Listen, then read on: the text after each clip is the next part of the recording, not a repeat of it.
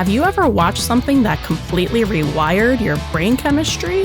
A procedural network drama might not be your usual pick, but it's ours. This is The Buddie System, a 911 yapathon hosted by three friends who have DM'd each other enough character dissertations to earn a PhD in media literacy. I'm Han, coming to you straight from the characters' heads. I'm Sil, bringing you to the observation deck. And I'm Rachel, connecting the dots with my red string. With our powers combined, no stone is left unturned. And no buddy is left behind. This episode brought to you by Grant Nash Celebrations. Nothing ever goes wrong here. Twice in 1 year. Blink, blink. Nervous laughter. Welcome to the Buddie System. Because I forgot. I actually never, because we do reps so infrequently. I was like, I actually don't know how this goes, this part, because we don't have like a whole like calls of the week. We've only done like 3 of them. Yeah, we did season 7, 1, 2, and 8. We've done 4. Okay. Margin, that's within the margin of error. Yeah. 4 out of like 60 some episodes that we've actually we've recorded over 70 at this point. So these are always the season wraps are always a little like, what are we doing? So it's always an adventure. We hope you join us for this adventure. Yeah, sure is. And if your I just said it sure is. Anyway, anyway, what was I going to say? I think something around the lines of, yeah, it sure is. But I don't remember what was Rachel's previous sentence. So anyway, I'm so glad we're done with season 3. Because that shit was depressing as fuck. It really was. Like, the further we got into it, like when we started, we were like, this is so great. We're in season 3. This is the go. It's the best one. And then it just kept getting like more and more and more depressing with like no break. My general thoughts are very well written season. Much depress. Oh, not enough espresso. It's that season 3 espresso. That was terrible. Like, I feel like a lot of this season is goated as far as just like how good and solid and consistent the writing and the storylines are, like just spread out and making everything feel very ensemble-y, but it's also just like, oh my god, the cancer. Oh my god, Buck almost died like 600 times. And like, oh my god, we almost killed the child. And Bobby almost could have died. And but he Athena didn't. Almost could have died. And Eddie almost almost could have. Everybody had an almost could have died. Well, except Chimney. He got a break this season. And Hen, I think. He earned it, and Hen didn't almost die because she killed someone else. She didn't do it. She didn't do it. But I think that's kind of like, you know. It was an accident. It was technology's fault. Everything would well, no, I'm not going to make that joke. It was something around the lines of something made her do it. Yes, the moon. Mm-hmm. Was it a full moon that day? I wonder. Don't know. Maybe Hen has to be a Cancer to excuse her cheating storyline. Damn. We'll cross that bridge later. Getting back to general thoughts. I just started off with saying, thank God we're fucking done.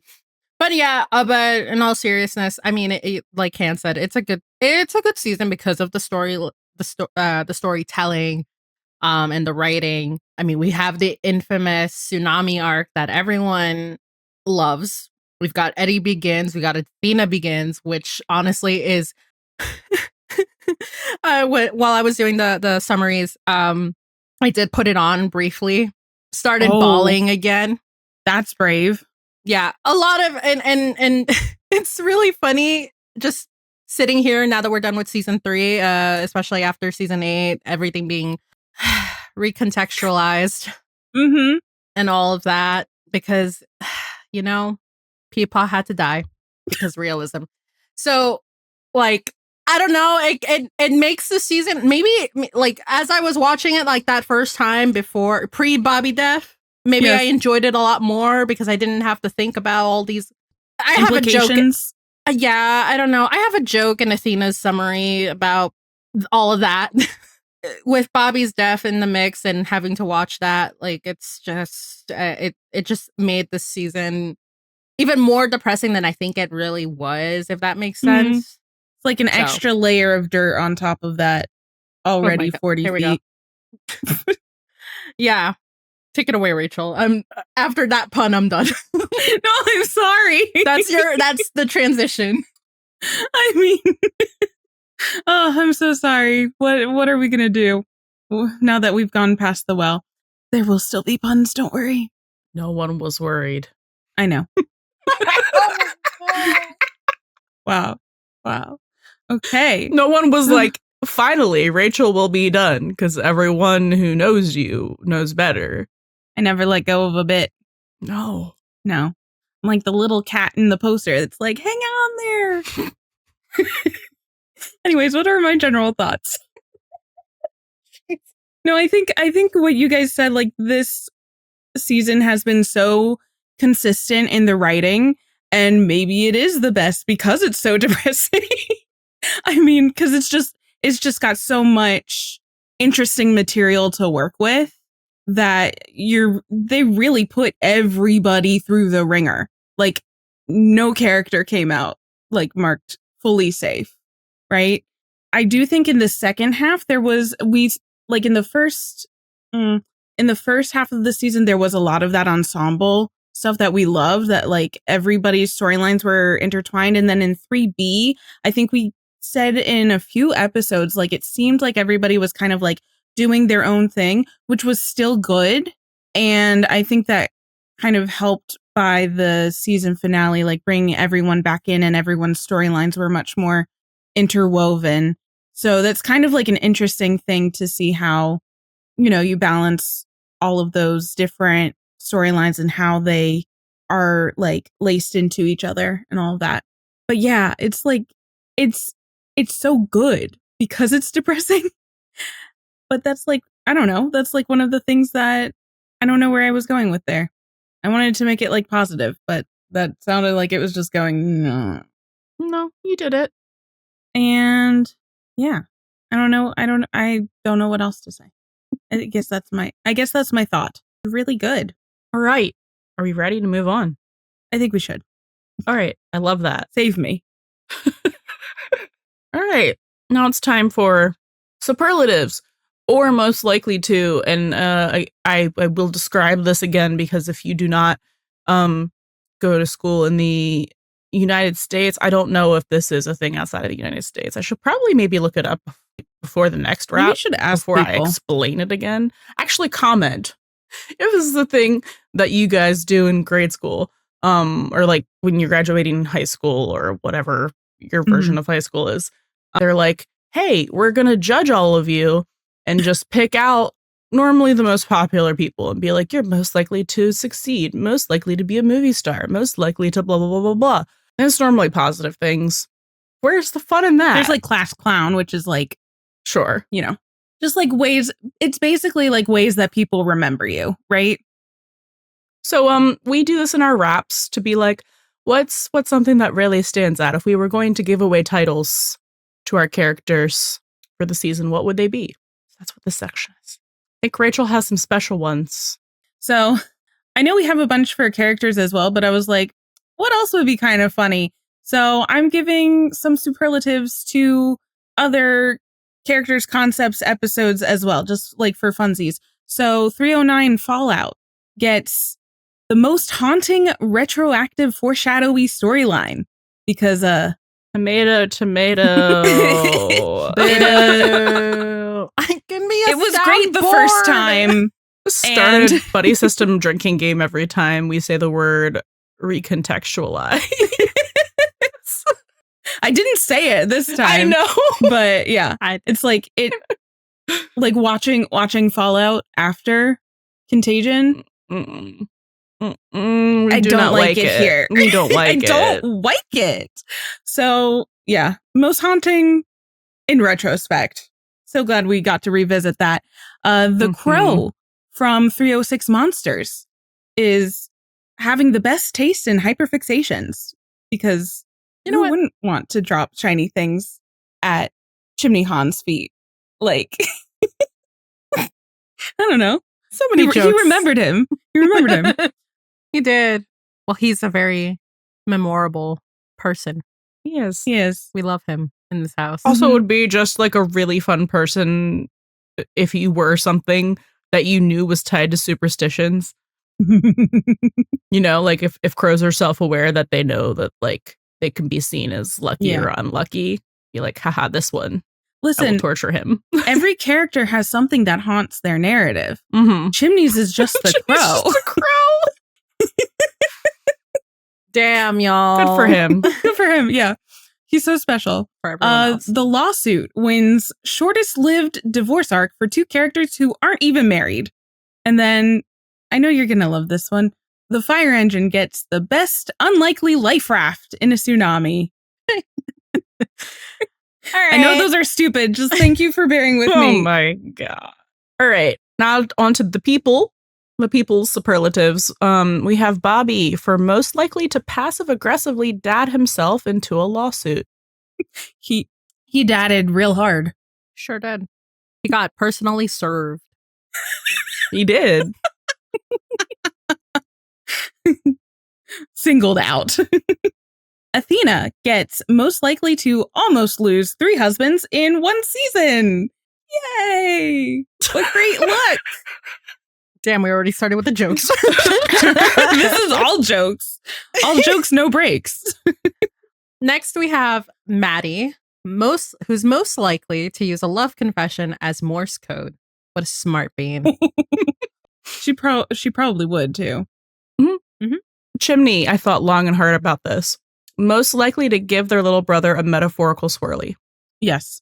Mm-hmm. This is canon as far as I'm aware. I feel like he gave him emotionally that. Like they're too old to do it like for real. Yeah. To and excuse the that, height difference is we could have a hard time. A little difficult, but Hen is most likely to grab a heart and a new life path. Yeah. Ooh. Damn. It took me a minute. I was like, wait, what do you mean? I know. Just like poke. Next, we have Buck, who's most likely to be the Grim Reaper for old men he imprints on after they teach him a life lesson. I'm sorry. Listen, it's happened more than once. Yes. It's not a coincidence. No, it's not. Do we include Bobby in this? We're gonna include Bobby in this, and he's not old, but like, I mean, we're gonna include him in this, maybe kind of sort of. 3 times is a pattern. Maybe it just took a little longer because he's middle-aged, not old. There you go. That episode with Natalia, didn't they have like some old lady too, and then she dies? Yeah. So, Which I don't know what it is about old people. I guess like he ciphers their valuable life lessons, and that's the life force leaving.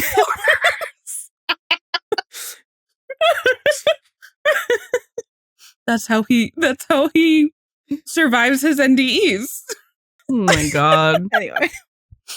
And last but not least, we have Eddie as most likely to fight Evan Buckley surrounded by groceries. Facts. Again, it's happened more than once. Oh my God. Season 3, season 8, you're so connected. Manifesting one, it's in season 9 at this point. Yep. Congratulations to all our superlative winners. Good job. Golf clap, Yay. golf clap. They're in the mail. Along with our Ribbons. buddy system EGOTs. Which are all going to Kenny. It's like a subscription box where he gets one like every month. Oh man. Come on, Kenny. We gave you an EGOT. Love us. I know you do. I think you do. Hey, we didn't compare him to a cockroach this time, so he's moving up in the world. All right. We are moving on to character highlights, which is, it's like the opposite of our character analysis section in our regular episodes. Instead of a zoomed in look, it's a zoomed out look.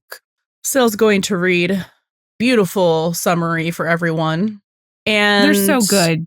Yeah, then we're just going to talk very briefly about where their season started, where it ended, the highlight, and maybe 1 or 2 things that you should keep in mind going forward. I don't know why these two made me do this. Because you did it one time and it was really And it was funny. amazing. And we were like, you're doing this forever. I could never channel that energy again. I'm going to tell you that. Because now I go a little too overboard with them. No, I think you can channel it. You just have to, have a drink. You have to be have really a drink. tired. Because I think when you're sober, you're just like all the words, which is fine. We don't mind the words. But like, all of your thoughts are good. It's true. I try.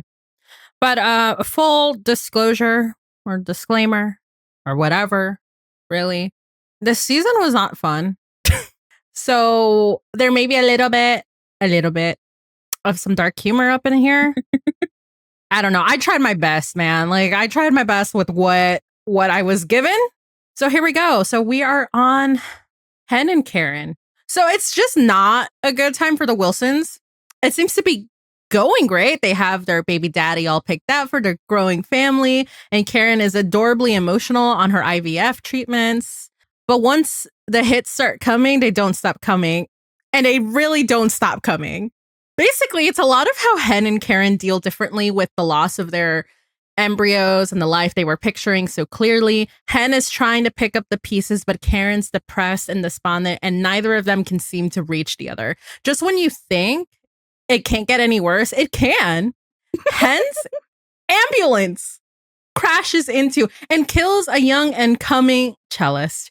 And even though she was cleared of any fault because it was literally a malfunction with the preempt button and traffic lights, it rocks her world, and not in the fun way. Cue identity crisis in 3, 2, 1. We have liftoff. Anyway, Hen is adrift in space. I mean, Hen is adrift until Karen convinces her to go on a woo-woo retreat, which is actually the best thing that could have happened because they run into Hen's old life coach, Stacy. She tells Hen about all the amazing things she's gotten to do since Hen saved her life, and maybe this is exactly what Hen is supposed to be doing after all, saving lives. This new perspective leads Hen and Karen to starting the journey to become foster parents and paying it forward with all of their extra love they give. Saving lives really comes into focus when Hen shows up all the actual doctors and nurses she lost some faith in after they lost the patient she stabilized and fully prepped them about, and does a risky thoracotomy in the field. Dr. Wilson has a good ring to it. Hen would know. She's married to Karen, who has a PhD. Hey. Oh my God, please take that. Hey. She's married to Karen, who has a PhD, and decided to pursue medical school. Of course, Karen doesn't know Hen is considering any of this, and when she spies a couple suspicious texts on Hen's phone, like Karen, for real, she's left to assume Hen's cheating again. And no blaming the moon this time. I don't know. There's something about space. And Hen. Actually, she's connected. Oh, she sure is. She's getting real close. Anyway, Karen confides in Chimney, and so they both get drunk about it, and Hen comes clean. And I don't know which part Karen is more excited about, to be honest. Hen is fully supported, practicing for the MCAT by Karen, Denny, and baby Nia they're fostering. Truly a happily ever after. Everybody say, "Aww." Aww. But really, enjoy it while you can, I guess. It goes off frame because she can't anymore. Oh my God. Bravo. So Hen and Karen, they started out this season expanding their family. And then they ended the season with Hen expanding her career. Woohoo! Yay. Yay. And I would say kind of the highlight You gotta of... pick one of these. This is 3 things. Why would the ambulance crash be the highlight? I know why. Yes, you in the back. Because Aisha's You raised your acting. hand. I didn't mean to. good I was but it's blanking like- for some reason.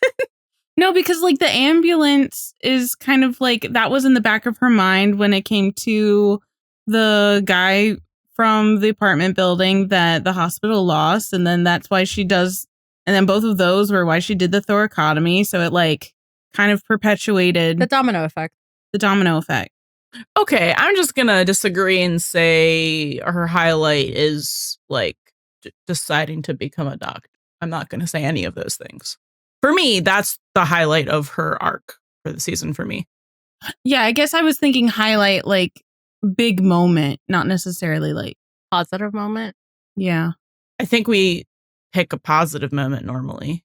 And then just the thing that you need to keep in mind always for Hen and Karen, except for hopefully never again after season 8, is the Foster storyline and just their problems with expanding their family.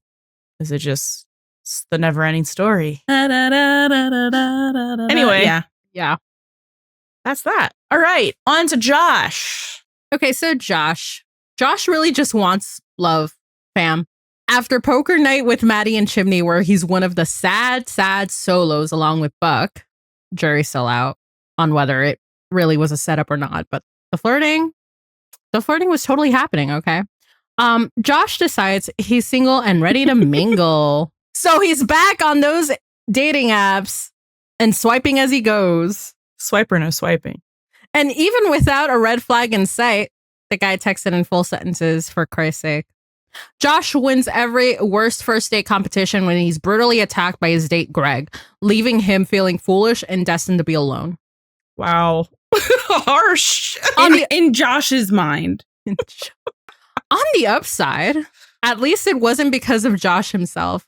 He was just targeted because of where he works and was just a mere pawn of Greg's grand plan to take over Dispatch to pull off an art theft heist.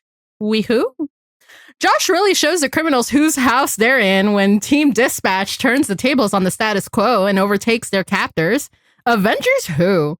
Josh gets the last word when he gives his courtroom statement of why Greg is the worst and deserves to rot in jail while Josh gets to live his life.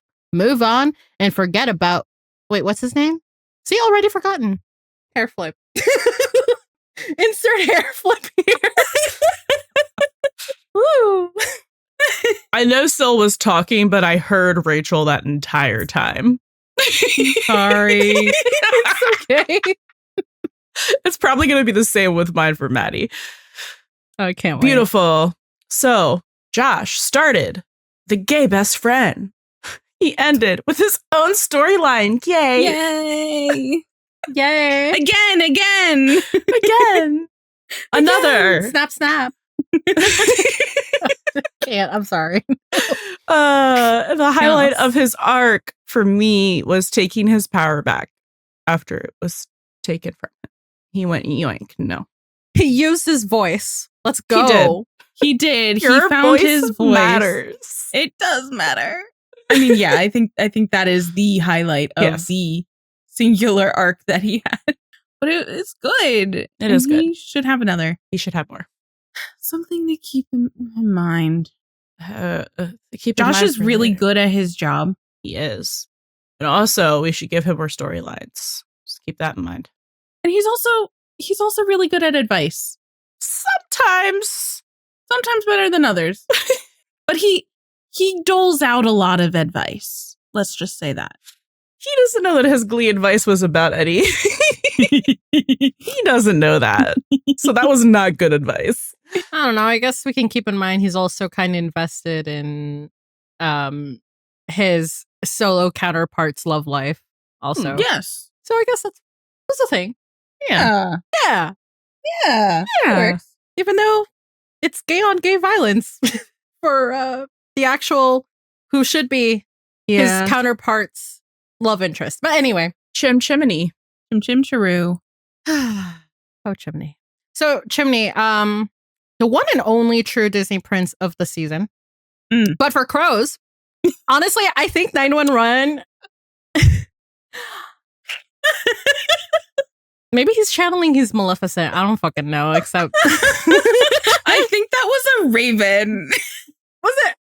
I don't know the difference. I don't know. I don't know anymore. I don't know. Anyways. Birds. Birds freak me the fuck out. I don't. That's a Buck thing. I don't do They're dinosaurs. I don't like them. Yeah. They are dinosaurs. Anyway, I don't know. They got beaks and they'll attack. Prompted. We've seen in monsters. Anyway, Yeah, honestly, I think 911 writers thought, let's not make him totally suffer this season, since last season he got stabbed by his girlfriend's crazy ex-husband, deceased. But Doug really continues to haunt the narrative as Chimney discovers what Maddie has been up to at Dispatch. Even though he learned that she was basically stalking someone out of concern, he still showed the most love and support for her. Really cute. We also get to see the 118 celebrate Chimney's birthday, but not before Chimney gets his own little birthday surprise. His little brother, Albert, randomly shows up at his doorstep, and Chimney has major feelings about it. Eventually, after some growth and realizing that Albert had gone through similar daddy issues as he did, he was able to accept Albert into his life, and now he's got his little brother on his couch. He and Maddie also try to move things along. He offers Maddie a drawer at his place and finally tells her he loves her and things heat up between them. Although Maddie does tell him that she can't say, I love you back, this is what helps him realize that something was wrong at Dispatch. He was basically able to raise the alarms and get the right people to help and save Maddie and the rest of the dispatchers from a literal hostage situation. And everything feels like it's going to be okay until he finds out that he and Hen might not be partners anymore because Hen decides she wants to become a doctor. And it's not like he doesn't want to be supportive, but after working together for so long, that plays into him not really liking change. Eventually, he does get over it after watching her be a badass on the field, so he's ready to help her out with the MCATs. Oh, and surprise, he and Maddie are pregnant. Let's go, Ji-Yoon! That's so cute. So cute. I'm so glad he didn't suffer so much. Well, physically. For now. Never marked safe for long. No. Is it marked safe next season too? I don't remember. I don't remember either. I know 5 no, but we're about to find out. I mean, he's separated from Maddie for basically her whole pregnancy. Like, that's suffering. It's not marked mentally safe. No. I guess not. Chimney starts out in one of his favorite places, just being comfortable in the status quo. Can't blame him. No. And then he ends the season being an actual, like, active big brother and a daddy. Yay! Yay! To the most iconic little girl that we get to meet. Truly. Next season. Oh, she's adorable. Or, well, yeah. She's just a baby, though. So, I mean, the personality. Just a baby. And I was having a hard time picking a highlight for Chimney for me because I kept wanting to pick silly, goofy things because he is our silly, goofy guy. Is silly, goofy king. But I really think just like him putting himself out there and like telling Maddie that he loved her, I think is the highlight. Because I think that shows so much character growth for him. Yeah, the way he was able to kind of like take the risk knowing that Maddie maybe wouldn't either feel the same. I think he kind of knew that she did, but like there's always that chance. Or not being able to say it back. I think he understood that that was a likely possibility. So like just his vulnerability with basically with everybody, right? Because he was very vulnerable with Maddie and he was like supportive and looking out for her with Tara. He was vulnerable for himself by expressing his true feelings to get their relationship to the next level, like even deeper than it already was. Vulnerable with Albert once they finally got their heart to heart, and kind of vulnerable with Hen by saying that he doesn't like change and he doesn't want her to go, but he'll support her anyways. So vulnerability and communication king. Yay. Yeah. The best of us. We love him. We do. And then I think something that's important to remember for future seasons going forward. No, it's a thing. Sorry, it was just making my season 8 trauma. Oh yeah, that's why I put that. So something to just kind of like keep in mind is we really get a fuller picture of Chimney's relationship with his dad, especially with Albert coming into the fold. So how he relates to his dad, and then especially with Maddie being pregnant specifically going into season 4, but this also translates to season 8 and 9 as well, how Chimney is kind of hesitant or scared to be a dad because he doesn't want to make those same mistakes. And just like his insecurities and fears about being a good dad. Yeah. Yay. All right. So, Maddie, Sadie, Babaddy. You had so many eras this season. We kick things off with a new relationship glow and a solid stance of maybe someday on the kid front. From there, it's a Trigger Town with Tara, where we see her inner stalker turn outie, only to inherit more trauma. But hey, at least it got her back in therapy after she learned a valuable lesson. Good old Frank shrinks our girl good and has Maddie confront the ghost of Doug where he hurt her most. After she doesn't see dead people and finally lets go of the survivor's guilt, we see Maddie find the closure she deserves. Wouldn't it be horrible if she was still haunted by him in most of her storylines up to current seasons? That'd be crazy. Anyway, now that Maddie is in her healed era, she can really be there for the people she loves most. She supports Chimney when his own issues are triggered by the arrival of his brother Albert, but never fear, abandonment issues are a Buckley family specialty. Things between Maddie and Chimney get serious when she meets the adoptive parents, so to speak. The Lees! Everyone say thank you, Albert. Because without his prodding at Chimney, we might not have gotten one of the cutest and heartwarming love confessions ever. Oh, and you know Gian, because we're pretty sure that free hotel stay is when she was concocted. She was concocted it or put in the oven, if you catch our drift. We digress. Maddie was saying her I love you and all the other words because what says help I'm being held hostage at work more than I love you. Am I right? Maddie gaslights, gatekeeps, and girl bosses her way through the taking of Dispatch, being instrumental in helping save themselves, once again proving why she is the final girl. Nothing says full circle quite like starting the season of discussing the vague idea of having a kid one day and ending it with 2 positive pregnancy tests. And just like that, we're entering the era of Mommy Maddie. Yay. That was so good. She's a mom. She's a mommy. She's like a cool mom. Mamacita? I'm a mom. Of what? A dog? Oh, God. Okay. Love Island trauma. Which of us watched Love Island and which of us has no idea what's going on? I'm a mommy. Mommy? Unfortunately, it's one of those things that got too popular. And then my counterculture brain had to know that of. Mamacita. Mamacita Maddie. All right, so where did Mamacita Maddie start and end? Okay. So Maddie started the season thinking she was healed and ended it actually healed. Yay. Yay. Growth. And I think that the highlight of her arc is forgiving herself and getting closure, like Doug. Yeah. Allowing herself to experience joy in her life and with Chimney. Yeah. That is, I think that's kind of the arc and kind of like the closure to the arc that she had since she was introduced. So it took like a season and a half to get there.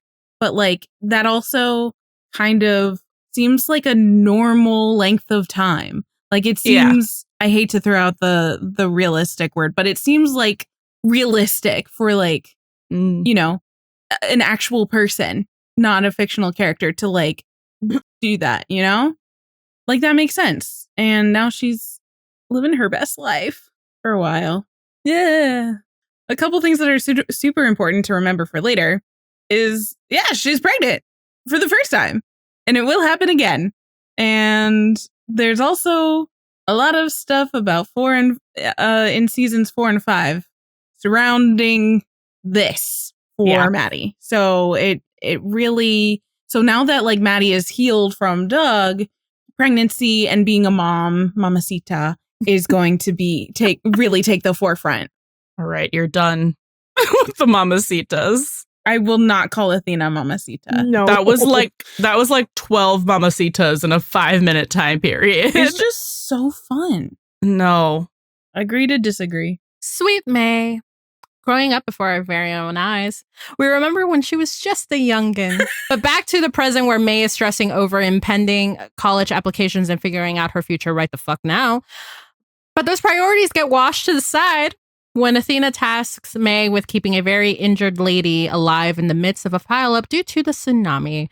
And May experiences how to save alive. Alive. How to save a life. It was good. What a welcome to the real world, am I right? The curtain of childhood gets peeled back even more in a terrifying situation when she experiences a bad traffic stop firsthand with Michael and Harry. That really gives her a new ACAB perspective and inspires her to write her college essay on living with the enemy, aka her mama, Sita. I didn't do it. Which obviously isn't received well until Athena has to make peace with the fact that her baby girl has a mind of her own and suggests a couple of changes, like she's Microsoft's animated office assistant, Clippy, the paperclip. Wow, no one is gonna get that. I didn't Everybody get knows that. Clippy. Not young people. Our demographic is primarily people our age. Okay? I don't know who Clippy is. He's really annoying. All right. Everyone around May is just going through it because her dad then gets cancer. Oof. This is definitely not the senior year she expected, and she can't even properly celebrate getting into USC because she's so worried and guilty about Michael taking her very wise beyond her years advice and totally missing the point. Not your fault, girl. For real. And man, does May have a prom to remember, literally, because she took her prom pictures from Athena's hospital bed. That's enough hospital visits for the Grant Nash clan, for real. I'm sure they met their deductibles. At least now, party time. At least now, party time is a go to celebrate both Michael's good health news and May's graduation. But what could our girl be cooking up with Maddie at the end? Take it away. Take it away, Ern. Oh my God. Okay, so May started this season stressing about her college essays, and then she ended it not going to college. Which we technically don't know yet, but We know. But we know. We know. Well, we know. But we know. We all We know. know. We know. Who's gonna know? We know. We all know. We all do. I had a really hard time trying to pick a highlight of her arc. I put saving the woman in the tsunami. Yeah, I would say that too. I think that's something that May can be like really proud of and something that she never thought that she would be able to do because she was so scared when Athena told her to do it. And she was just like, okay, it's literally life or death. You know, what can you do in that situation except, try. And I think what's going to end up happening, or what ends up happening, because we know, is kind of the impetus for one, just like May seeing the world like as it is, like kind of without rose-colored glasses, but also probably one of the things that she is thinking about when she decides to delay school and go work at Dispatch. She can't be a nurse because that requires schooling, but so it's I think like bookended the stuff with saving the woman in the car during the tsunami, and then seeing her mom get so hurt that she's like, there's something more that she knows that she can be doing. Mm-hmm. And I think those are like very tied together. Yeah. And I guess just keep in mind that little talk that she has with Maddie that we don't see is her asking about Dispatch, because we start the next season with May working at Dispatch. So just keep in mind that is what is happening, and that's where we're going next season. All right. So Michael. So we find Michael in a similar position we found him in last season, just a lot more expanded.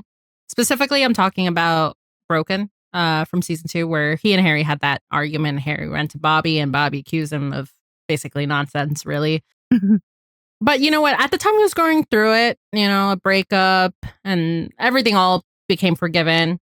But now this season, we take some of those insecurities presented and pretty much increased them tenfold. Woo. So let me rewind a bit, right? We can clearly see that one of the reasons why he started to doubt his place in the Grant Nash family was because he found out, like everyone else, that Athena and Bobby pulled up at the courthouse and got married without telling anyone. And after that, that seed started to grow. Kind of like something else. Like a cancer, you might say. Oh my God. Listen, it's dark. Anyway, you're not wrong. A couple of other things happen along the way. And unfortunately, Harry and May go through a traumatic experience when a cop pulled them over and used unnecessary force. So as a father, he has to explain to his kids the reality of police brutality towards people of color. And he and Athena butt heads about that in support and care of their children. Later, when we find out about Emmett Washington, Athena's dead fiance, we see him there as support. And his friendship with best buddy Bobby is still growing strong. And he continues to look to him for support and friendship, especially when, yeah, guessed it, he gets diagnosed with a brain tumor. Everybody say boo. Boo. Boo. Understandably, as anyone diagnosed with any kind of cancer, there's a deep internal struggle to keep fighting, which he does, but maybe in ways that most of his family do not agree with, like going through experimental treatment and just kind of like a little bit of disregard, but he's still trying to, I guess, take control of his life, right? Mm-hmm. And there are moments when he is overcome by what he's going through to the point that he tries to prepare his family for when he's not around. And who the fuck knows from there when he's not around anymore. So yeah, he does, end up spending some more time with his family. He's there, I guess also trying to prepare Bobby to also take care of the kids and, all that kind of stuff. Honestly, it's just crazy because then like the cancer magically disappears and it doesn't magically disappear. The tumor shrinks a little bit and he's better off. And then in the midst of all that, he's got an elevator meet cute. Yeah. With the doctor. Yeah. Hey. Dr. David. Dr. David. And then we kind of just see him, on a date with the doctor. Yay. Yay. No more cancer. No more cancer ending. because it's never mentioned again. So we assume it's intrinsically gone. Yeah. Well, he's dating a doctor now, so that cured it. Oh. Yeah. It's the doctor dick. Man, if he only tried that out sooner. Could have saved us a whole lot of time. Yeah. An apple a day keeps the doctor away. Oh my God. Okay. Anyway, Did I so miss Michael. anything? No, right? I don't No, think I think so. you got it all. You got it. Okay, It cool. was just cancer and being just insecure. cancer. And being insecure and being like, I'm taking myself out of the equation so you can learn to live without me. And it's like, I'm erasing myself from the narrative. I put myself back in the narrative. So Oh dramatic. my Just God. dramatic gay shit. Anyway, he ended this season celebrating his family. Yay. With his family. Because he was invited. Yeah. And he wasn't like looking at pictures while singing in his head, all around me are familiar faces. Or Empty chairs and empty tables. Yeah. Well, that's one song I was like, all by myself. Wow, we should make a Michael playlist. We should. It's just For about being seasons lonely. 2 and 3. Yeah. Lonely. What's the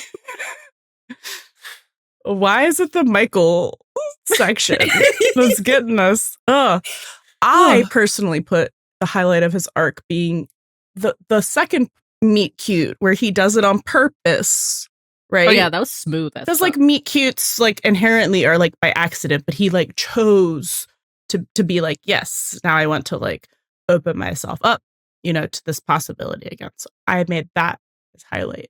I agree. I think that was the turning of his perspective that he needed because he's been so kind of doom and gloom. Like, I'm fighting, but like, he was kind of planning for the worst, which to me is not really like Fighting. positivity. Yeah. But when he meets David,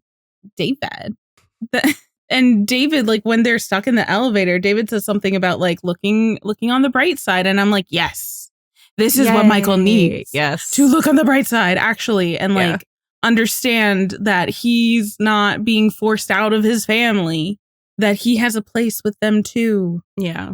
So just like him being more like secure in himself, which I think kind of just will happen because he doesn't have to deal with cancer stuff. And that's like understandable. And then just keep in mind for his storylines going forward, David exists now and they're dating. Stay bad. For eternity, I believe, because it's not like they're ever going to put them on our screen again. Nope. Enjoy it while you can.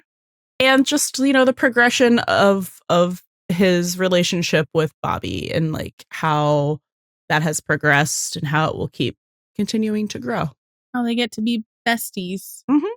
Oh, I love besties, Bobby and Michael. I miss them. I love when they were like being Snoopy. Oh my God, that was so the funny. best. So funny. You know, we missed out on them getting maybe drugged under the influence. Oh, that would both be so the same funny. thing. That would be so fun. Like, you know what I mean? Yeah. Just shenanigans all around. I miss the shenanigans. Yeah. I want the show to shenanigan. As always, my girl Athena is going through it. Now that her and Bobby are married and cohabitating, all she wanted to do was throw a damn party at the Grant Nash place without, I don't know, someone almost dying because of a pulmonary embolism. But yeah, thank goodness the medical professionals were there, right? And the season really and truly spirals from there for Athena. She's out here triaging an electric pileup caused by the panic over the tsunami with her daughter May. And then we see her amputating an arm off of a firefighter captain. Never a dull moment with her, especially when we find out that Athena had a secret dead fiancé, Emmett Washington, when a lead in his cold case resurfaces. It's like a founding father name. It really is. Well, it's his Washington. Oh my God. In Athena Begins, we learn how she became a police officer, how she met Emmett and became engaged, his untimely death, and the drive that keeps her going. We also meet the person responsible for his death, Dennis Jenkins, who we also see again in season 8. Which, as I said in probably an episode prior, or I don't know, a couple months ago, I don't know. There's too many. Due to recent events, that man was a true omen for season 8. Yeah. Anyway, we're not talking about that right now. So, Athena was able to finally bring Emmett's killer to justice. Yay. I wish I had a soundboard. I really need a soundboard right now. So in the middle of the season, we do see Athena enter a reactive and supportive role. I truly do not know what it is about putting the men in Athena's life in near-death situations too, while actually dying. Oh my God. I mean, like, we used to live in a world where it was just 1 out of the 3. And now we're at 2 out of 3. Oh my God. I mean, and unfortunately, that one just took longer to stick. Or maybe fortunately. Fortunately or unfortunately? I don't know. Fortunately. Unfortunately. All right, I'm sorry. So, this is all serious stuff. It's really rough out here. But anyway, after Bobby's cancer fake out, Athena's there for Michael after we find out that he has a brain tumor, while also literally shaking her head at him for some of the decisions he makes over his life. And they really continue to butt heads over it out of like care for each other, you know? She does get a small break in between the cancer stuff to be a part of the team that saves the day during the taking of Dispatch. Unfortunately, we do end the season with some dark stuff for Athena as she takes on the serial rapist case. She does in fact get him, but not without getting attacked, which leaves behind more trauma to add to the list, which we will see her work through later on. And as we all know, Athena is nothing but resilient, and she gets to throw a successful party at the end for May's graduation. No medical incidents, unless you count a surprise pregnancy revealed that wasn't really revealed at the party, but I mean, it happened there, so I mean, I don't know. The end. Yay! That was not funny at all, except for I tried. I really tried. I think you did as well as you could with Athena's storyline. Her storylines were all bummers. Yeah. So many of these storylines. Dead ex-fiancé, almost dead husband. almost dead ex-husband. They literally were like, yeah. "You're married. Let's talk about how your first fiance is dead, and then almost kill your 2 other husbands." I think That's season so 3 much. is oops, all bummers.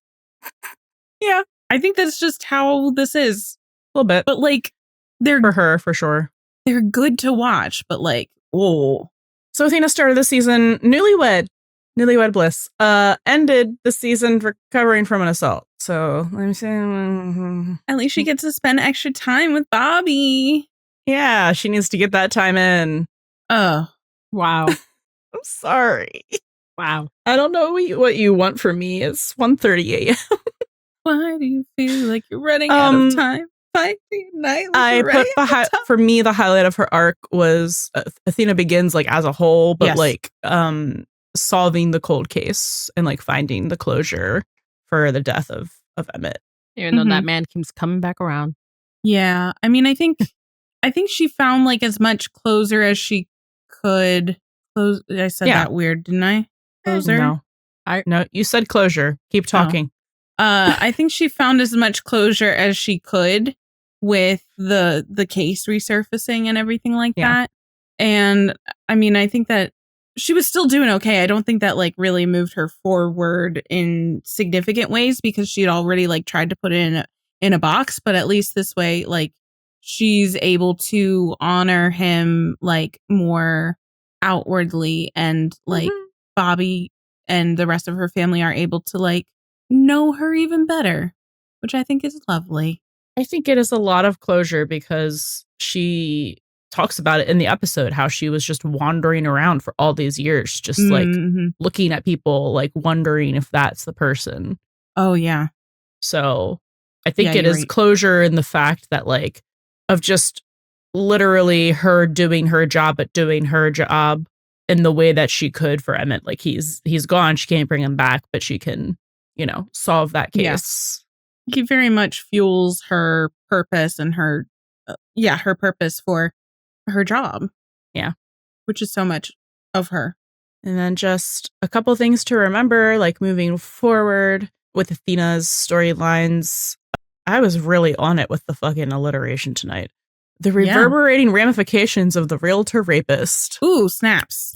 Snaps for Hen. That just keeps that storyline haunts us next season and haunts us. Those are the hits that just keep coming and don't stop coming. Yeah, but we don't like it. And then, it's just like losing a fiance and like baby, and how she's done it before and she'll do it again. And she will survive. Yeah. Allegedly. But she'll have to do it again. I will survive. Anyway, speaking of people who are currently not surviving, it's time for Bobby. Oh my God. Now that deserves a wah, wah, wah, wah. Sorry. It took so much of me to just do that. Just insert that clip somewhere. Just make that into like there's the soundboard. Yeah. It should just put that in our assets folder. Just like, Sil, I need you to record all of your little sound effects for your soundboard so I can insert them in the episodes. A later date. Oh God. So Bobby, our junior pairs ice skating champion and captain, is in the supportive role for everyone this season. Well, he will be when he gets his head out of his ass about his pseudo-son, because he's towing the line of overprotective dad when it comes to Buck. He's not really being best buddy Bobby when he shuts Buck out from rejoining the 118 and letting Buck think it was the top brass spanning him instead. Sounds like a real do what I say, not as I do moment. Typical dad stuff right there. Grudgingly, at the threat of a lawsuit, Bobby has to let Buck back, but it's under his roof and his rules. And he's not going to make it all sunshine and puppies for Buck. No, he's not. He's all about that tough love From that point, Bobby is just the most supportive, load-bearing beam in the Grant Nash household. He's supporting Athena as her secret grief about Emmett resurfaces, and even calls in the cavalry of Athena's mom as reinforcements. And you know how much B. Carter must have loved to hear, "Please come help," from him. There's a brief, oopsie, accidental, radioactive exposure scare where Bobby doesn't turn into the Incredible Hulk, though we wish he did. Would have saved us a lot of tears in the long run. We're looking at you, Contagion Arc. Fuck you.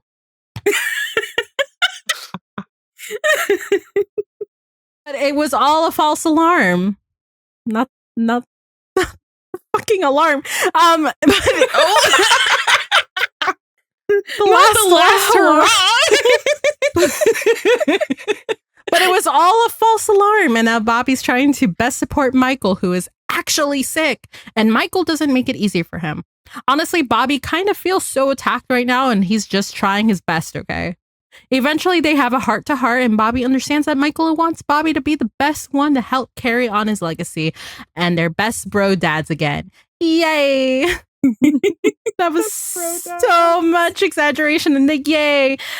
Wait, sorry. For that feeling attacked analogy, because it's actually Athena who gets attacked literally, and Bobby has to hear it all while he's powerless to help and worried about another Grant dying. Oh boy, he never really gets a break, does he? Just when he thought he was done with being on the wrong side of the hospital wards, Bobby has to suffer through Buck going full Buck during the train rescue. Bobby finally learns to sit back like a proud dad and trust Buck. Relationship repaired. Huzzah. Huzzah. Get on with it. Is that it? Yeah, that's it. Oh, okay. All right. That was better, yeah? A little bit, yeah. I did that one. I know. Oh, I know. I think it took maybe 2 sentences. But if it didn't get a record. I know you guys too well. I know your voices. Scylla's not going to call Bobby a load-bearing beam. No, I'm not. No. Anyway, so Bobby started the season the same as Athena. Newlywed. Yay. And then he ends the season fully integrated into the Grant family, including Michael. Yay. Yay. They are a happy family. For the most part. Happier. Other than their like bruised and battered matriarch. Oh. They're getting there, okay? Yeah, I know. But for me, the highlight of Bobby's arc this season is his bonding with Michael and him being there to support him and like seeing their relationship grow. Yeah. Yay. I think so. It's like so much of Bobby for me in this season was just like supportive role or like parent or husband or best friend. But yeah, I think I would agree. Bonding with Michael is pretty pivotal. It helped both of them kind of like feel less insecure about their place within their family. Yeah. As they were building it out. Yeah.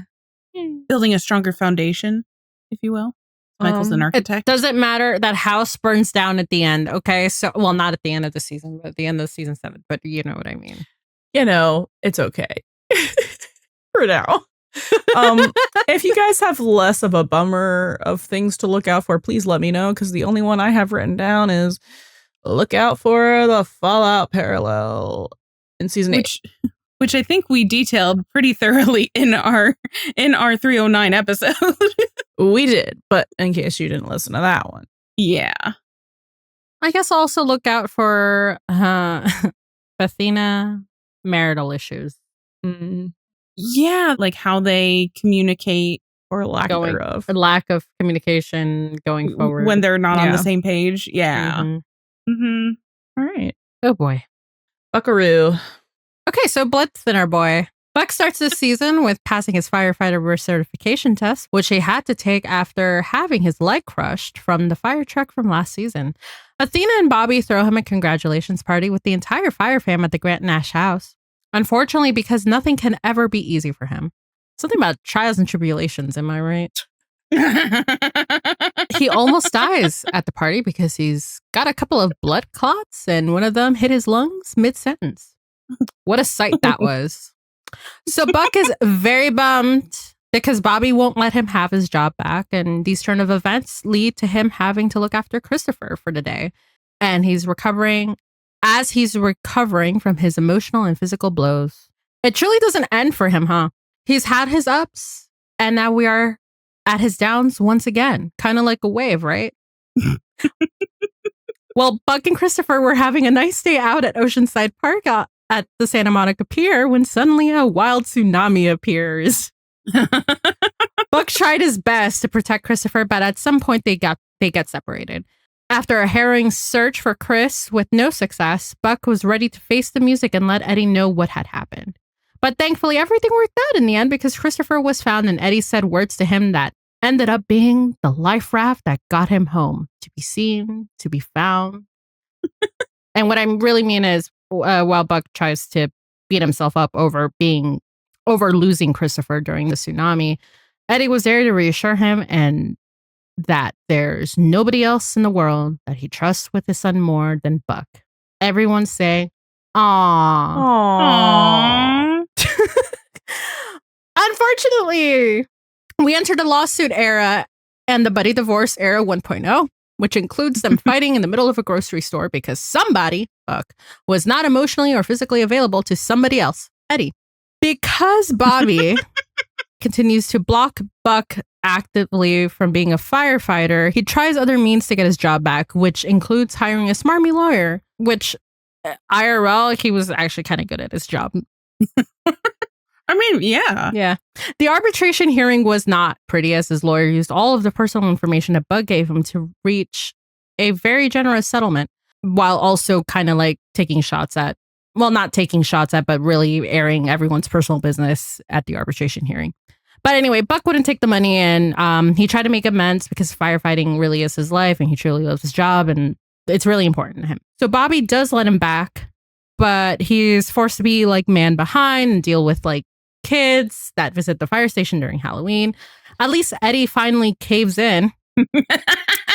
Pause for laughter. and for that joke probably didn't land. And he forgave. No, it did. And he forgave Buck. And Buck does his girl who is going to be okay smile. Which he was because he was able to be the selfless hero that he is and save the guy that was stuck in a lady's windshield. And Bobby lets him back to be an active firefighter. Woohoo! Yay. Please cut that woohoo out. No. Yay. So in the middle of the season, it's a bit of a slow one for Buck, but he definitely has his moments like the infamous Buddie kitchen scene 1.0. Do you want to go for the title? That was super gay, right? Thank you, Oliver Stark. Can't label it as anything other than super gay. We also see him worrying about Bobby, which again also bites us as viewers in the ass because he says, I don't know what I would do if anything were to happen to you. Oh, yikes. No. We also see him help organize a Christmas party for the 118 because Christopher was upset about not being able to spend Christmas with Eddie or Buck. Totally fine and nothing left to worry about, right? But then here comes Red. So of course, here's another senior citizen that Buck gets somewhat attached to and learns a valuable life lesson from, ends up dying at the end. But really though, because of the stuff with Red, this led to Buck to spiral about the future and question if the 118 will drift apart, if they were to go to other firehouses, and, you know, many more possible regrets, like the one that got away. And honestly, Buck, you were better off because look who's back again. Abby rails back into his life like a freight train. Everybody say boo. Tomato. So in the middle of a train derailment, Buck and Abby meet again, and she's got a couple of life updates since we last saw her. The one to know is the new fiance, who she begs Buck to help rescue. He does, of course, because that's who he is. There's a moment of some closure after the train incident between him and her, but truly the main takeaway was that her leaving him was not because of something he did. And finally, we can put this part of his life to rest. Thank I don't God. want to talk about her ever again. Same. Except for parallels. Oh, yeah. Except for those golden parallels. Okay, Buck. started out this season bleeding out literally. Anything is an physically. improvement on that. And then he ended the season healing emotionally. Aww. I love that both of the Buckleys got to like have closure and heal this season. I love that for them. Yep. Physically and emotionally. They took all of it and he couldn't have any of it. But I could not pick one highlight of his arc, unfortunately. I put closure for one because he really needed to like know that it was not about him. I really feel like he deeply needed that to be able to like really let go completely. And then becoming a part of the Diaz family. Aww. Yeah. I do like that Buck was able to get, like, he communicated. He was able to get some closure on things. He told Bobby how much he cares about him. He told Abby how much he thought it was him, but it wasn't. It's the me, not you. Classic line. So really it ends up being that Buck is Abby's one that got away, right? She let him go. It's her fault. Yes. Yeah. And Buck communicates with Eddie and he gives like the best parenting advice for someone who doesn't have a kid, technically speaking. He kind of technically pseudo does, but he doesn't know it. Yeah. I did not write down things to keep in mind because I just couldn't land on them. Like, just I feel like all of there's it. too many. Just remember all of Buck's stuff because it's always all relevant. It's always there. Yeah. The abandonment issues, the becoming more and more a part of the Diaz family, the Bobby stuff. And finally, my one and only, Edito. Fresh out the marriage slammer and newly widowed and once again single dad. We literally start the season with some NDEs for the people closest to him, Buck and Christopher. He almost loses Buck to a pulmonary embolism, and then he thought Christopher was gone after the tsunami. But it's okay, because they're all okay until Christopher starts having nightmares and Buck files a lawsuit against the department.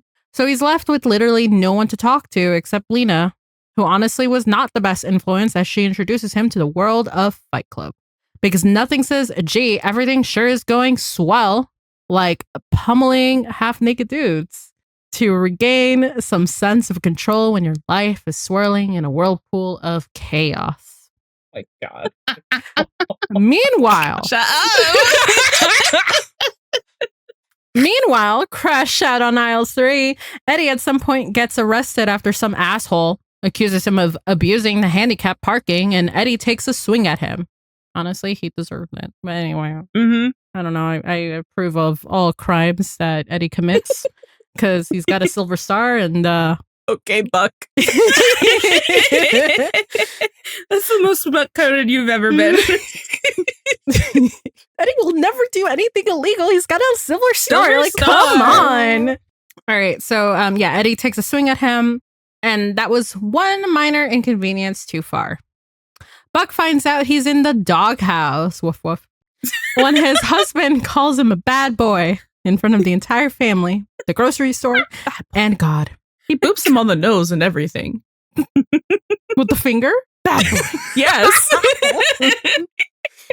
Okay, I'm sorry. All right. Ryan Guzman, if you hear this, I'm sorry. Anyway, listen, he really was stressed the fuck out.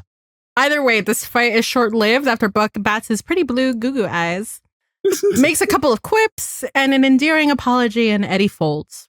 Because, After a close call of almost killing someone with their own nose at Fight Club, Eddie lands himself in therapy, which is also short-lived because he and Frank do not click. But you know who does? The idea of taking Buck in the kitchen. Hen! My God! Those are the words that are said. I think they said taking the title. No. Buck says, "Oh, I could take you." And Eddie's like, "You think?" Those are the words that are said. I am just making jokes out of them.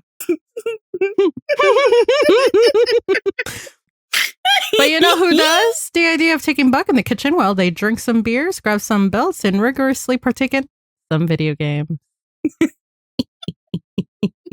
Christmas really sucked this year for the Diaz boys because dead wife and mom doesn't really scream holiday spirit. Neither does having both of your dads work on Christmas Day, but Buck does his best Saint Nick impression and brings joy back to the day, making sure Eddie and Chris and Abuela, and of course Buck himself, can be together as a family. Everybody cheered, except Shannon, who is still unfortunately dead. Fortunately.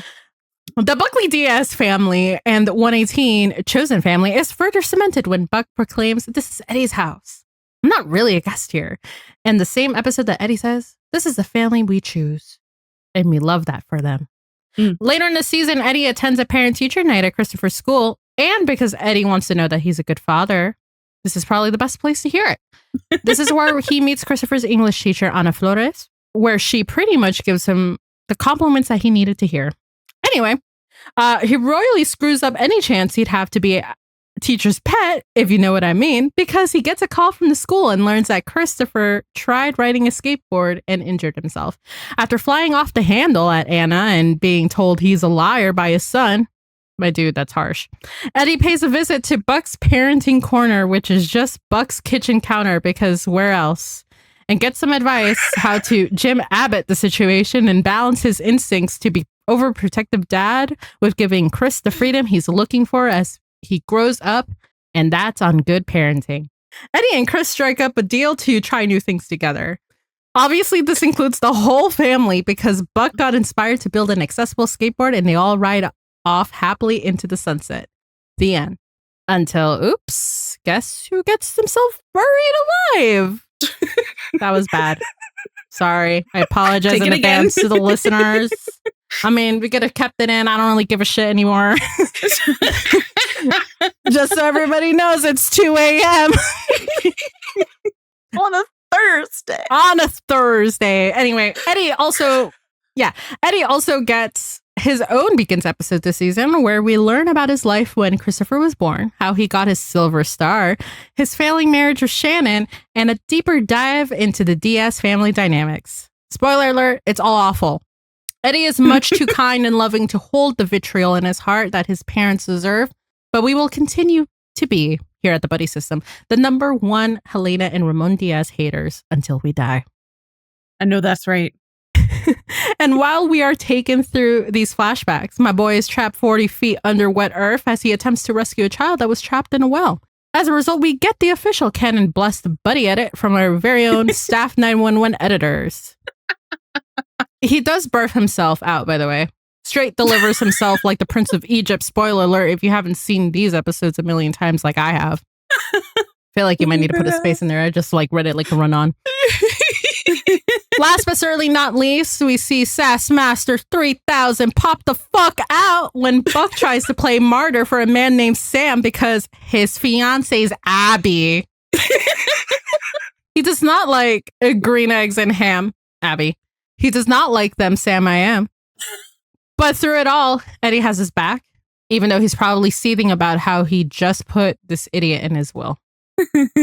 We end the season for Eddie on a happy note, dancing with the son and chosen family, doing weird poses in a photo booth with his husband, and reading a note from his kid telling him to hags, basically.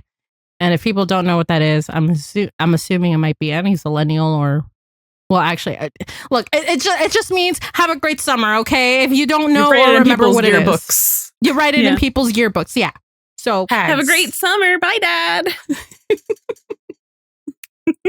Yay. Yay.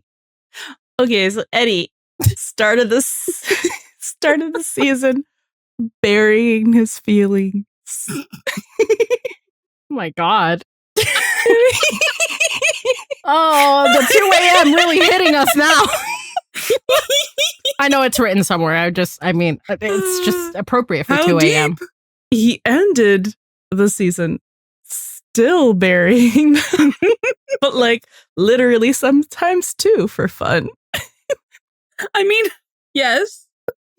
But I would amend. I think he started burying his feelings. He ended with, but he was being very, very, very protective of Christopher because of what just happened, and then the tsunami happened, and all of that compounded. Sure. And by the end, he's letting Christopher go off to summer camp. So he's learning to let go a little bit and But kind that's of just like dad stuff. give that balance. Well, that's part just of his dad arc. stuff. Sure, but I was trying to do stuff that wasn't just dad because his arc is only ever just dad. Well, he is only just dad. I'm kidding. That was a joke. Carry on. To me, the highlight of his arc in this season is shocking, I know, for me to say, is him talking about how the 118 is the family that he chose. I think that's the most growth we see from him, like for personal, like not for dad reasons. Yeah, the entire season. I don't know. I think I discount a lot of the dad stuff as growth because I just think it's so natural and like a given that he's going to do it. Mm-hmm. I understand that. I still think it's part of his trajectory, but it is. But I'm just saying, like when I'm looking at like highlights, I'm not like he's a great dad. Like duh. And then just a couple of things to remember. Not like anyone who goes here could ever forget. But the well collapse leads to the well will in season 4. So that's approaching. And I'm sure it will not be one of our most obnoxious episodes ever. Nope, totally not. At least you'll have all of season 4 to get through until we get there. So you're welcome. And then just also, it's not like you could literally ever forget this because Eddie can't. The lack of Shannon closure or healing in literally all of the seasons. All of them. Which is so funny because so much of this season was closure for so many characters. On, but not for Eddie. And we talked about that with Maddie, like specifically mirroring Eddie and Maddie together. And just like, remember when I said like a year and a half is like, seems like a normal time frame for like a real person. And then we have Eddie, who is Spider's George and is an outlier and should not be counted in that. 7 years later. 8 years later. 7 years later.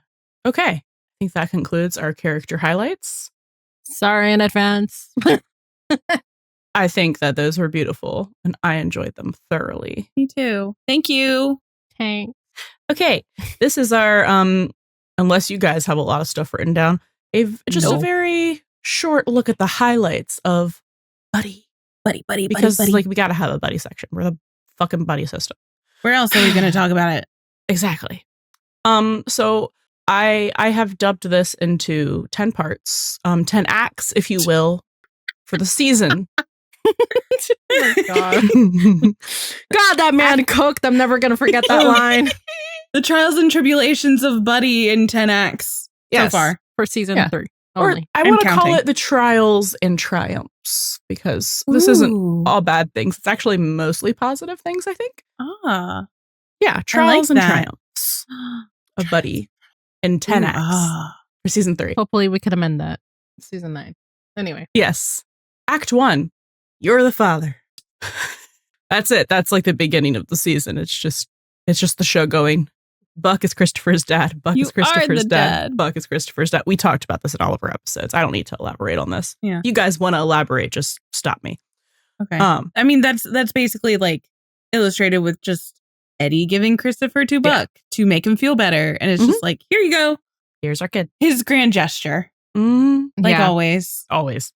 And then like him reassuring him at the end of the 3rd episode after the whole tsunami, like, yeah, with like reassuring him that, it was like a natural disaster and that, Eddie's trying to be like, well, I failed that kid more times than I can count and I'm his father, but I love him enough to never stop trying.